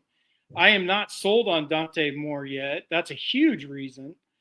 So I'm not sold on Oregon's quarterback. And then coming to Iowa City, I have Iowa losing this game. I have them losing. It was like 31-28. This is going to be a higher scoring game, I believe. Okay. All right. I do have them losing, but if Dante Moore shows up, and like I said, I'm not sold on him. I don't see what Oregon sees in him. But if he shows up, or if he doesn't, and he actually plays the way I think he's going to play, like I said, I'm not sold on it. Maybe he doesn't even start that game because maybe he does fail, like I kind of assume. But I have Iowa losing. This is my second loss. This win right here, this upset could make Iowa 11-1. This is, yeah. I mean, this would be huge. I can That see would be Iowa. huge. This would be the one where everybody starts talking about Kinnick Stadium again, right? And speaking of Do time, you, it's going to be at 11 o'clock in the morning, I hope. yeah, that's what I'm saying. 11 o'clock in the morning, I think, is what most people are hoping for. Yeah, because that means that Oregon will have to get up like at 4 o'clock in the morning their time to get ready for the game. I'm serious. That's what Kirk is begging for, 11 o'clock. But I agree. I want to ask Jason if this is my thing that scares me about the game. Of course, I pick Iowa in every game, even though they're going 8-5. That's just the way I am. But he doesn't know the bowl game yet or our opponent, but he's already picked a winner or a loss in the bowl Dean game. wanted me to pick a record, and I said 8-5, and Dean said I couldn't do it. Well, I can do any goddamn thing I please. They're either going 7-5 and winning a lower bowl game, or they're going to go 8-4 and lose to South Carolina in a bowl game or something. But anyway, I wanted to ask Jason this. The thing that scares me is speed on defense, speed on offense. I already know Oregon's got great defensive linemen and offensive linemen. I already know that, don't I? I've looked it up. But doesn't the speed scare you with our cornerbacks? No, not Jason. No, because they don't have a quarterback. Like the speed would scare me. Like if they But if a guy's running 10 yards behind our cornerback, do you have to have a good quarterback? They won't be though. Okay. That's the thing with our scheme. Now I can sleep for 2 months. So it's our scheme that doesn't allow palms coverage. So it's called palms is when Hall is supposed to adjust and play deeper. It just hit my brain. I'm sorry. Cody, when they switch it to like cover 3, it's called palms. So it'd be like cover 4 palms or cover 2 palms to where when it's called palms is when he switches. Is that anything like shell coverage? Shell coverage, well, you can do like cover 2 shell, cover 3 shell. Shell coverage is how you line up. So if you line up in a cover 3 shell, like Iowa State? Yes. So the quarterback knows, okay, they're in a cover 3 shell. So if this guy moves here, then they're actually a cover 2. So like when they come out into a shell, that's just how they're lined up. But what happens post snap, you don't really know if they're in cover 3, but they're in the cover 4 shell, where they show you what they're in. You're like, oh, this is a cover 2 shell. It just seems to me as long as Iowa doesn't let anybody behind them any place on the field, we do really well. Yeah. Right? Yeah. No, you're right. But like I said, Because our defensive backs watch the eyes of the quarterback. Aren't they supposed to? Heads up, facing that way. I know a lot of times you want them to turn around or something, but that's why Iowa gets so many interceptions, mhm. right? Is because they're constantly looking at the quarterback. Unless you're in man coverage, you're looking at the quarterbacks. But Parker does love the cover 2 man, which is what they were in against Iowa State when they drove down for a field goal. When Castro was in man cover, they all were in man coverage. So I actually I know you have a different take. I put that loss on Parker as far as putting Castro in man coverage. I don't understand why he did that. I heard Phil talk about that at some point this summer. He said, what our problem was last year is our guys thought they were better than they were, and they didn't stick to the game plan. That was the whole year. My game plan is to never let anybody behind you. And he said that's what caused the big plays, was not playing the defense correctly. And I'm going to make sure this year we play the defense correctly. Well, like I said, there was a reason Parker didn't have any emotion, right? The defense were just fighting like little girls. They were like teenage girls fighting over who got the most money. Yeah. That's why last year's defense doesn't even matter to me when people like to bring it up. Yeah, Parker did not tell Castro on that big play against Iowa State to be behind the guy or beside him even. Well, but he was in. There's only 28 seconds left in the game. They got 72 yards to go. Well, but Parker you don't let a guy even get even with you. But he has especially down the sidelines. But he has no choice because he was in man coverage. That's my point with Parker. You can play man coverage and not press. Okay. I'm gonna disagree with you on that all day. So we'll. So that's a different one. Any of my defensive backs that are playing man coverage and are behind a guy are not playing very good man coverage, especially 5 yards. The guy was only 5 yards down the field and he was past Castro. It was like, what the hell? He never should have been in man. But anyway, yes, I think the move to free safety, Cody, is huge. I absolutely love it. He's probably the most athletic free safety we have had in a long time. Well, yeah, we always have walk-ons there. Well, there you go. So he's going to live up to the billing this year. I'll tell you one thing right now. Entringer's not playing cash. He will at times, but he's playing the other safety, and we'll be damn lucky if Entringer ain't in the NFL next year. He's the best player on the team. So. Well, who's going to play cash if he's at safety? Lutmer? Lutmer. You think he's going to be the cash? Because I have him at strong safety. I don't know. That's just what everybody at practice is saying. Entringer is playing more safety than cash. Oh. Yeah, but I don't know. But all I know is Entringer is the best athlete on the team. If you can't see that watching Kids Today, God bless you. We'll get you glasses. So. Not only that, but he became my new favorite player on this year's squad after listening to his interview on BTN. His interviews on the man, that guy won me over. I wish Xavier would get a couple snaps at wide receiver. He's got such good ball skills. I wish they would just throw it up to him a couple times, if it's in man coverage, because he has just such good ball skills. I just want him to play better. I want him to play better defense. That's all I want. Yeah. After they lost Coop, practicing on the offense, they're never going to probably make them switch like that again. No, you're right. You're right. No, you're 100% right. The guy that can play both ways at Iowa is Jalen Watson. He probably caught 900 yards as a wide receiver, and I will bet 4 games into the season when he's healthy, he'll be a starting cornerback for the team or cash. But that's Freddie Russell's nephew, so. Yep. He's really good. I'm looking forward to him. He's a bump. He's the guy who should be in there instead of Castro. He's a bump and run corner. He's Right. a corner. He's a guy who can play man, not a safety like Castro. All righty. Let's go. Send Phil the memo. All right. Yep. I'm telling Parker what to do now. Yeah. Yeah. All right, guys. We're geniuses, you know. So. Yeah. Let's move on to Los Angeles and the LA Coliseum.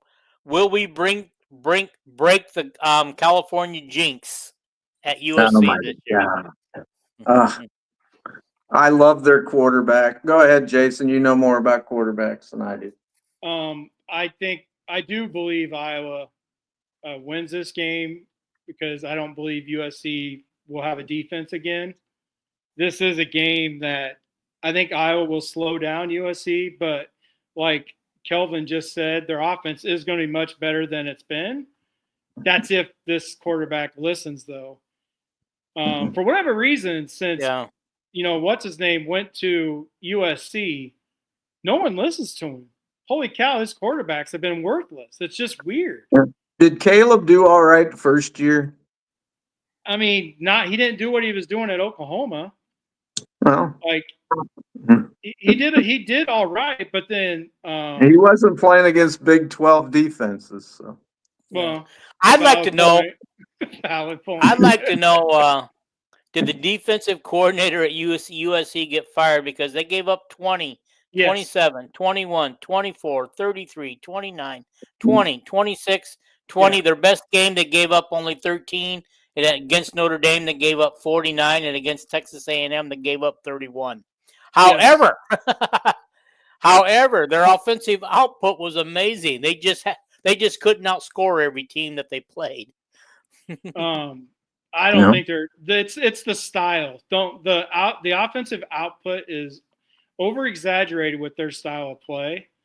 And their defensive output is because of their style of play as well. They wear out their defense. The way they play offense wears out their defense. Yeah. My scouting of USC from listening to the journalists out there and the USC people and the national scouts is for the first time this year, for the first time since Pete Carroll was there, they have big physical lines on both sides of the line of scrimmage. We'll see if that's true or not. And I like your point about offense and defense. Tim Lester said, you remember the Washington game last year, Jason? I was there. Yeah. Howard had a touchdown catch. You should be at every game then. Because Lester said everything I called just went really good. And he said, I got at the end of the game and all I looked at my stats and I thought, boy, we're going to have 450 yards. He looked at his stats. He only got to run 54 plays or something like that. Yeah. So he only had 320 yards. And they were all big plays. He said something to one of the defensive guys up in the booth.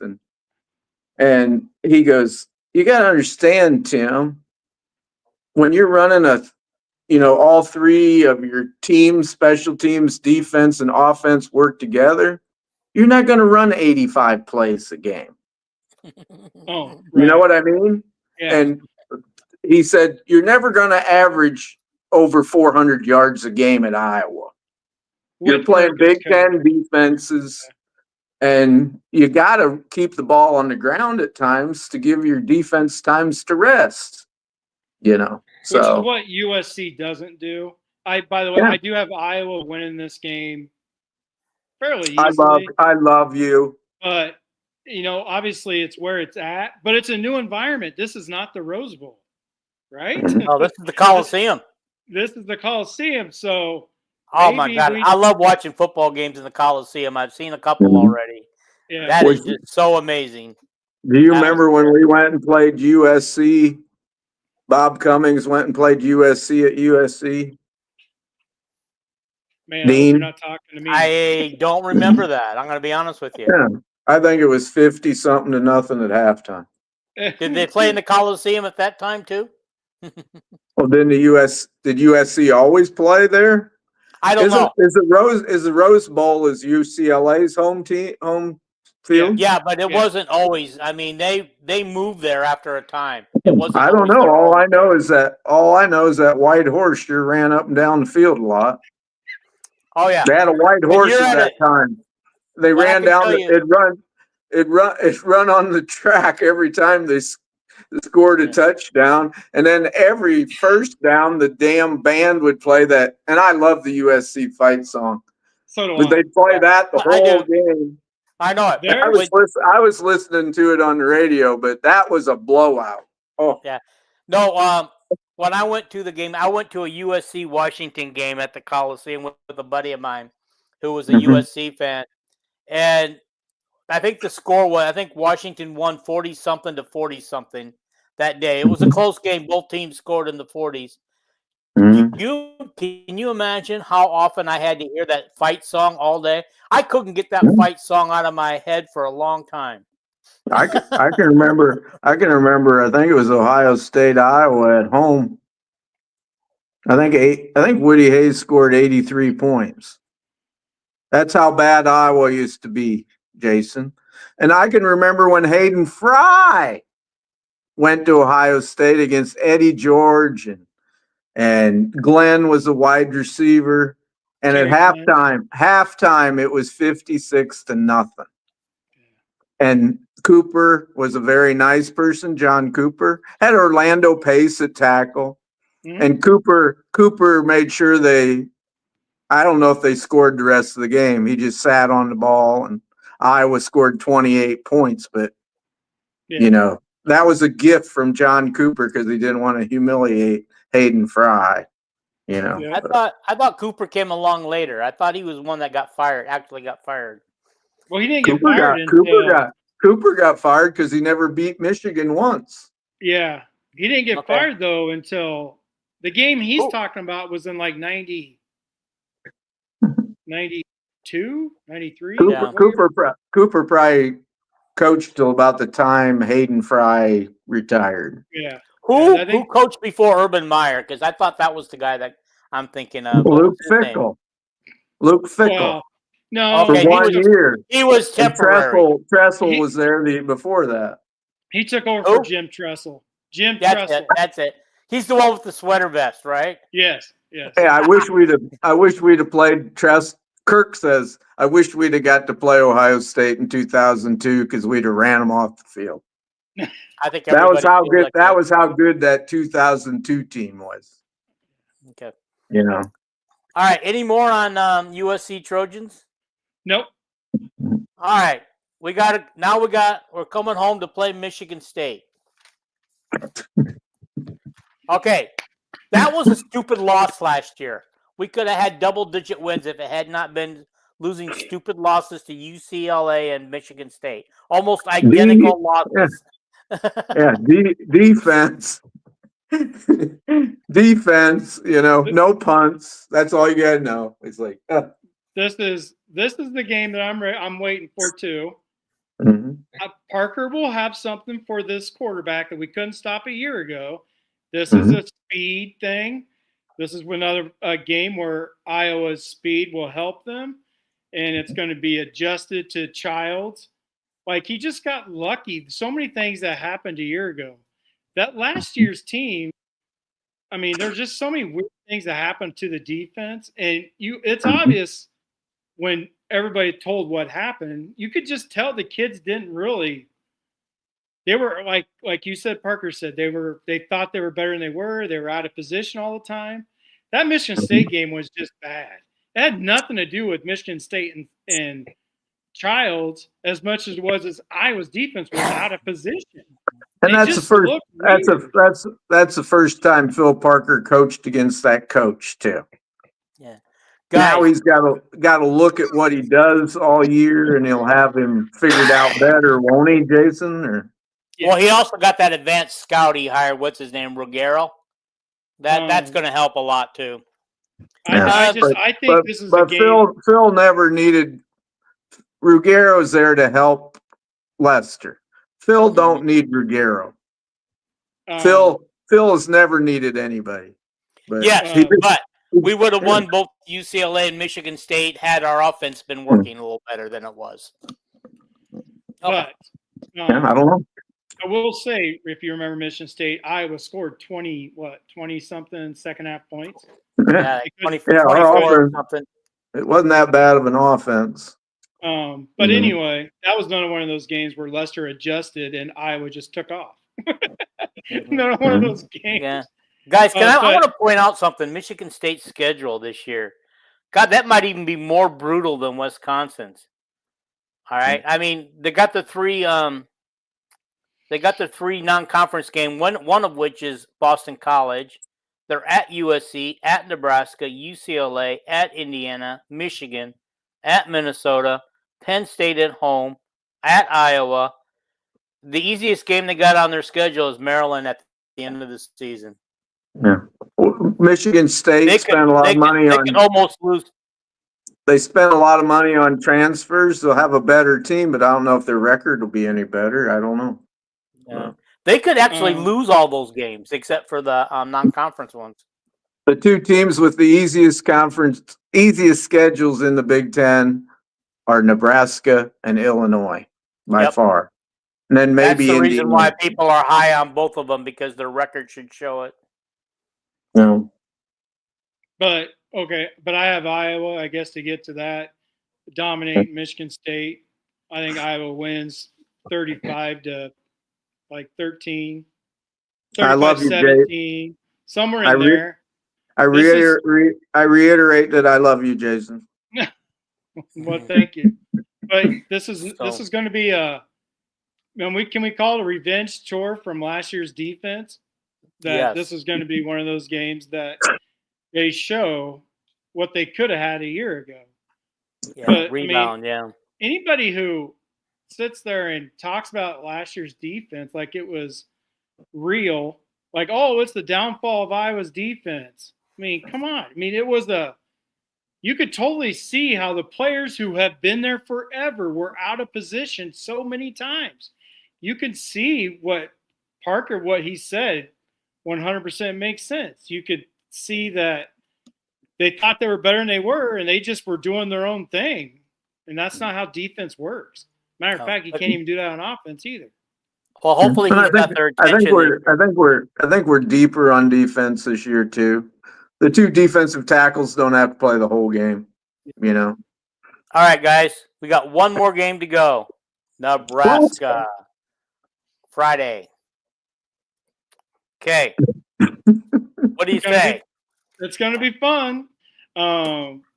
This will be all upon Ralliola's improvement. Like he just doesn't care when he throws it. He just chucks it. He threw a lot of his interceptions a year ago. He was legit just throwing it to a spot that he thought a receiver would be. He's got the best instincts I've seen in a long time in a quarterback. He throws the ball quickly and early. Like he anticipates like Peyton Manning. He does have all that where he anticipates, but he also thinks he can throw the ball like Brett Favre, and he can't. He has soft touch. He doesn't have a cannon, right? But sometimes he thinks he can do that, and I think that had a lot to do with being a freshman. That's exactly right. Does he remind you a little bit of the two Martinez's, that quarterback that just seemed to have a loose arm and they just kind of throw wildly all the time? Raiola is a pocket stationary quarterback. Those guys running were 4.5 quarterbacks. 40. Those guys were 4.5 40 guys. By the way, and Martinez had a long release. Raiola, like I said about Hecklinski, he just gets rid of it so fast, flips it almost like there's no wind up or nothing. He's got a Dan Marino type release, but he doesn't have the Dan Marino arm. But sometimes he thinks he does. Thank God he doesn't have Dan Marino's legs. But you had to set a sundial at the NFL Combine for his 40. So anyway, okay. So does he still come out and try to act like he's what's his name from Kansas City this year? Because I think he does. Doesn't Nebraska actually play a game in Arrowhead this year? Yes. Yes, they do. Yes, Oh they my do. gosh. Cincinnati, first game of the season on a Thursday night. Oh, goodness. Imagine the memes that are going to come from that. Holy Toledo. You just want to get off of X. You're not going to want to be on X that week. Holy cow. I I got mean, off X before it started. but I have Iowa beating Nebraska, but I think it's going to be an extremely close game like they all have been. Walk-off field goal? Like a field goal, maybe a touchdown. Iowa's offense is going to be better than we've been, but Nebraska's D line is almost as good as Iowa's. So that's going to be a line that we're going to have to throw the ball against Nebraska. So it's going to all depend on our passing game, I believe, to at least open up the running. Right? I think they should do whatever they do, whatever Lester wants to do, obviously, and then maybe run the ball and see what happens. And if he can't, just try to open it up with the passes, maybe play action pass. But Nebraska's got a tough front seven. So Can I point out something, Jason? Of course. Yeah. We're going to run the ball a lot better against Nebraska this year for two reasons. I can't pronounce the one guy's name, the guy that was the heavyweight wrestler at Nebraska, Hudsucker or whatever his name was, weighed 330 pounds. Yeah. And Ty Thompson, was it? Yeah. Those two guys are playing a lot this year in the NFL. And Nebraska, I know that Nebraska did not replace them. Those were 300-pound guys that could run. And I know they didn't replace them, so I think we're going to run better against them this year. We couldn't run the ball or nothing against them last year. Right, but they still have a stout D line, and you might be right. So, but we're going to find out. I hope you're right, Kelvin. Yeah. I did a deep dive on every Big Ten team. You know, there's rosters, and listen to the podcasts for them. And I even talked to a Nebraska podcast guy. He was on there. And the Nebraska podcast guys, you know, they're all going 12-0, 11-1. You know, Nebraska people, right, Jason? Yeah, they win every offseason. And I asked him, I knew they got a great young tight end that we tried to get, Nelson from Ainsworth, Nebraska. That's where my mom was from. He played as a freshman last year. They got two good tight ends. And I said, Nelson's really good. And he goes, oh, how do you know about him? And then I said, I got a question. Did you guys replace them two NFL 300-pound linemen? And he goes, that's the weakness. He said, we do not have anything near them this year. You know, but I mean, I hope it's right because I don't want them to. I want a blowout. You know, he was a homer, and he admitted it. Well, right. You know, like I said, I hope we just have to wait and see. But I have Iowa winning 17-13.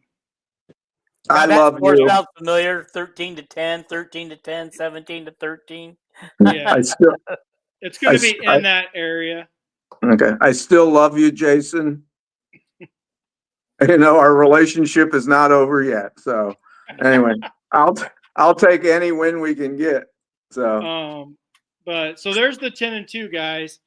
There's my 10-2, and I actually think they're gonna. It's obviously going to depend on all the other teams, but I think Iowa could be the fourth playoff team with the 10-2 record. Now, if they're 11-1, they're in the playoffs if they beat Oregon. But I have them as the fourth team to be in the playoffs out of the Big Ten. And if they go 10-2, but it's going to depend on other teams, right? To see who gets in front. Maybe Big Ten only gets 3 teams because the SEC has 5 teams that they'll put in. So you're not high on Illinois despite their easy schedule? No. Like I said, I'm not as like everybody else is. I don't see it.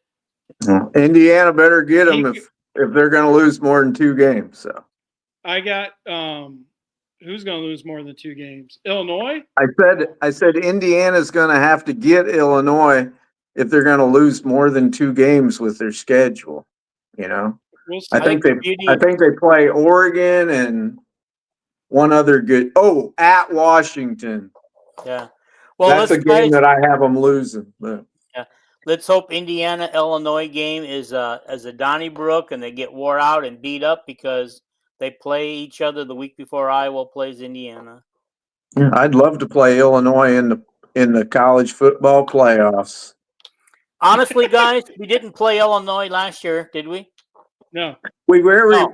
don't. It's such a hot rivalry that the Big Ten tries to cool it off. Tries us not to play them very much. Here, where Yeah, I here's the live, it's the schedule. biggest rivalry game. But Yeah. Here's the thing. We didn't play Purdue or Illinois last year, but we're playing Michigan State twice, and we're not even a protected rival. Explain that scheduling to me. Why we're playing them Computers. twice. AI. Phil wanted to play Michigan State again so we can kick their ass. AI. Yeah. Yeah, it's going to be a revenge tour. But they just put in the teams into a thing, and then they put, this team has to play these guys, and the computer program does all the scheduling. All right, I'm going to ask each one of you. Give me separate answers.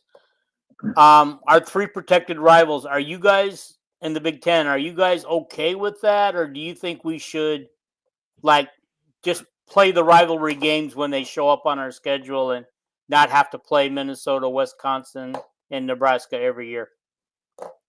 Jason, give me your opinion. No, I think I want them all trophy games. I want them to play. Okay.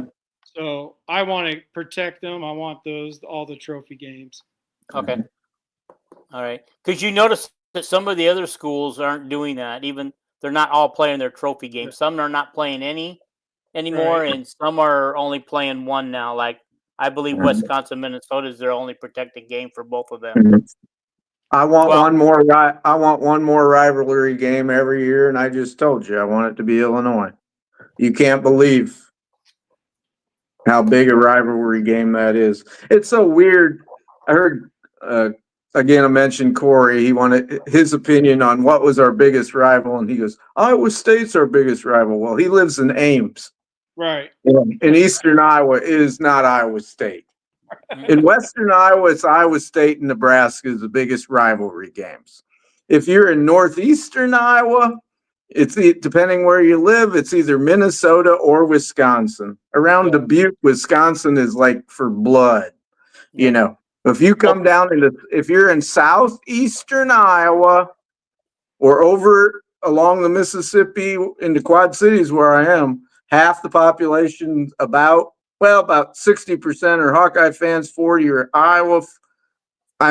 Illinois fans. And the Illinois-Iowa basketball is the biggest rivalry there is. I mean, we've hated them for a long time, Yeah. But for years before we created the rivalry between Iowa and Nebraska, and it was created intentionally, Minnesota was our biggest rival. Always. Iowa State never was. Yeah. That was Iowa created in the 70s. That was like, created in the 70s, and Iowa State was crappy for the longest time. It was one of Hayden's cupcake games. Well, go beat Iowa State 55-0. Yeah, but in Cummings years, we only beat them once in Cummings years. That was the first game we played against each other. After that, Iowa State owned us until Hayden came along. Cummings probably played Iowa State like twice. Because didn't it start in 77? Yeah, so you're right. He only played them twice because because I forgot that. I would love Cummings' son. It gets on the Hawkeye pages sometimes. I would love to get Cummings' son on there, and we could talk about the Bob Cummings years if he doesn't have any bitterness against how his dad went out, got fired. Dean, you want everybody on as a guest. I do. Yeah. It's like every show I'm on, you want some 12-year-old named Nate who is on Corey's podcast to be a guest. It's like, it's insulting to me and Jason, So I'm not replacing you guys. No. And Jason, I think Jason is mad about it because he looks pretty damn healthy to me. There's a reason that I have all this which you've never seen because I always shave. Yeah. Yeah. I Hey, forgot. Jason, I do have one question for you this weekend. What's up? Are you going to be eating out a lot, or are you going to make yourself some healthy home cooked meals? No, Or are I you going want to to eat it all? I'm supposed to hang out with the boys. We're supposed to go to some sports bar. I don't know. They haven't decided. So I'm going to meet with like some of my friends. We're going to go out as well. Because they feel sorry. It's funny though. And one of them said, we have to get Jason out of the house and we'll all go get some drinks and get Jason a sippy cup because I don't drink, right? So like Yeah. we go to a sports bar, I'll be drinking water or pop or whatever. I won't be drinking alcohol. So they're like, Yeah. we got to get Jason a sippy cup though. Hey, Jace. Hey, Jace. Jason, a quick question because I know Dean's gonna. I love podcasts that go 3 hours, but Dean don't like them. Anyway, because I don't get to talk much on his podcast. But anyway, that was Yeah, a joke. right. Anyway, I got a quick question. Riley Moss, how's he doing in preseason? And the other thing is, I'm hearing you won't like this, but they want to have a young guy replace him because they don't want to spend their cap on him after this year. Have you heard anything? No, I've heard he's actually been off and on injured, but I haven't heard anything about his like being traded or not wanting to pay him. What you said, I haven't heard anything, but I have heard, and maybe a huge part of it is he's always hurt. Like he's always hurt. Everything in the NFL, and I guess it's becoming like that in college, is the salary cap. No, I know. Yeah, You're right. and if but I they haven't heard give that Bo Nix some money, you can't be giving a bunch of other people money. That's why Noah Fant got released because of salary cap. Yeah, Noah Fant's a good NFL player. And Iowa and Denver just paid Surtain $100 million. So yeah, there you go. You can't pay two cornerbacks, can you? Yeah, no, not like that. So it'll just for the record, Fant got released from Seattle, not Denver. What did I say? Jason said Denver. No, he's Seattle, and now he's with Cincinnati. No, he got traded from Denver. Denver didn't release him. My Denver comment was traded about for Russell Wilson. Yeah, it was about Riley Moss. Got it. I got it. My bad. Yeah, my bad. He just got released from Seattle due to salary cap. I think he signed with Cincinnati. He's with Cincinnati. He's kind of playing while Eric Wall won't play all year. Yeah. Right. So, but you guys got to understand, I've been up since 3:30 this morning, so my brain is starting to get fried. Well, Dean, don't get up at 3:30. I wish my body would go back to sleep. When I get up, I'm up. Now you know what I feel like all day. Right now, at least today. I haven't had a good day. But what was I going to say? Oh, to answer your question though, Dean, yeah, I have friends that are going to take me out or whatever. But if I felt better, yes, I would be getting some bad food. The wife's gone. I can eat what I want. Even though my youngest boy's already told me, you're not going to eat whatever you want. So what were your two losses, Jason? It's Penn State no matter what. I can't find a formula. I can't think of any way that Iowa beats Penn State. And the other And the other one was Oregon. So but I could see the upset with Oregon. I can completely see the upset. So I was entertained because early in the season, this system came up with all their simulation games. And I swear they only had Iowa. I don't think these were yours. But there were these simulation games like a month ago. And out of Iowa's 12 games, they had Iowa winning 3 of them. Yeah. Yeah. It was and everyone or something. And now, bless me. Bless you. Please. You know, I wish Pope Paul was here, but the Bless you. and by the way, Paul has a GoFundMe out there, and I wish people would give money to it. Anyway, Well, you if I can't knew do his that. You can't what say that. Like, what is it? what I didn't know what about it. Where's I this don't even know. GoFundMe? I don't even remember what his last name was, but it You finally can't came up just. on my. It finally came up. We've only been friends for a few weeks, and it finally came up on Well, my hold on, Facebook. So I sent Dean. him money yesterday. Okay, Well, But it's on his Facebook page and his wife's Facebook page. It's also on Kelvin's feed. I will get it off of Kelvin's feed for you and get it for you. yeah, please send it to me. I mean, I'll send him some money. Okay. yeah. Anyway, what was I going to say? What were you talking about? Oh, you had us. Oh, and now all the simulation games that I get all the time, it has like I think we might have lost to Oregon, and that's it. You know, so it's like Well, God. yeah, in the games that I did, I told Dean I'm gonna have to start over because I used the Western Kentucky Air Raid playbook. Well, I didn't realize when I would simulate the games that the computer uses my playbook. So no wonder Iowa's been throwing the ball in my simulations because it was using my playbook. So I have to start it over with using Iowa's playbook. And then I watched these simulations, the ones early in the season. I don't know about the last ones, but they had Iowa running out of the wrong formations, and their defense was the wrong formation. And it was like, where the hell did they get this? You know, Well, it just depends on the playbook. Yeah, that's like what I just explained. Like if people aren't realizing that when you have the computer play each other, it still uses your playbooks. I just learned it. Like I talked to Brandon. I was like, Brandon, every time I simulate a game, all Gronowski does is throw the football. It's not working. The computer just wants to throw. Well, then I looked at the playbooks and I was like, why is he using my playbook? So anyway, that's your simulation. I guess I didn't understand that people can change how they play or something. Yeah. Okay. Yeah, because guys, we got to get out of here. It's getting late. And we got to make room for another talk show coming on here in a few minutes. It won't be as good as ours.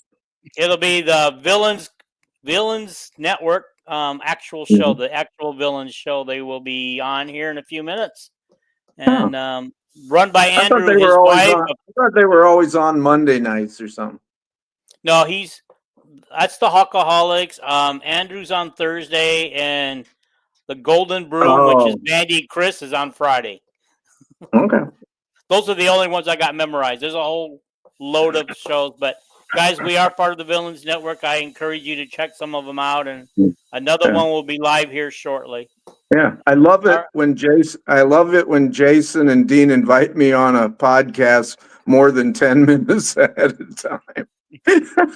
Tonight was pretty late invite. I just got home, so Kelvin, I knew that if anybody could pull this off of the cuff of your head, you could do it.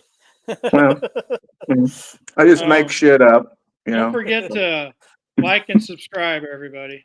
And give to like the and subscribe and share. And as Kelvin, and since nobody heard it the other day, Molly Davis was at Carver Hawkeye the other day. I still haven't verified anything with any video or pictures. We know she was there, but I don't know if she was back asking for advice on her coaching career or what. I have no clue, or whether it was academic. You know, she's a master's degree person now. So, but anyway. All righty, guys. It's just been great. See you guys on Sunday night with another episode, and we've got some great plans for that show, and I hope it all goes well. All right, take care. Go Hawks.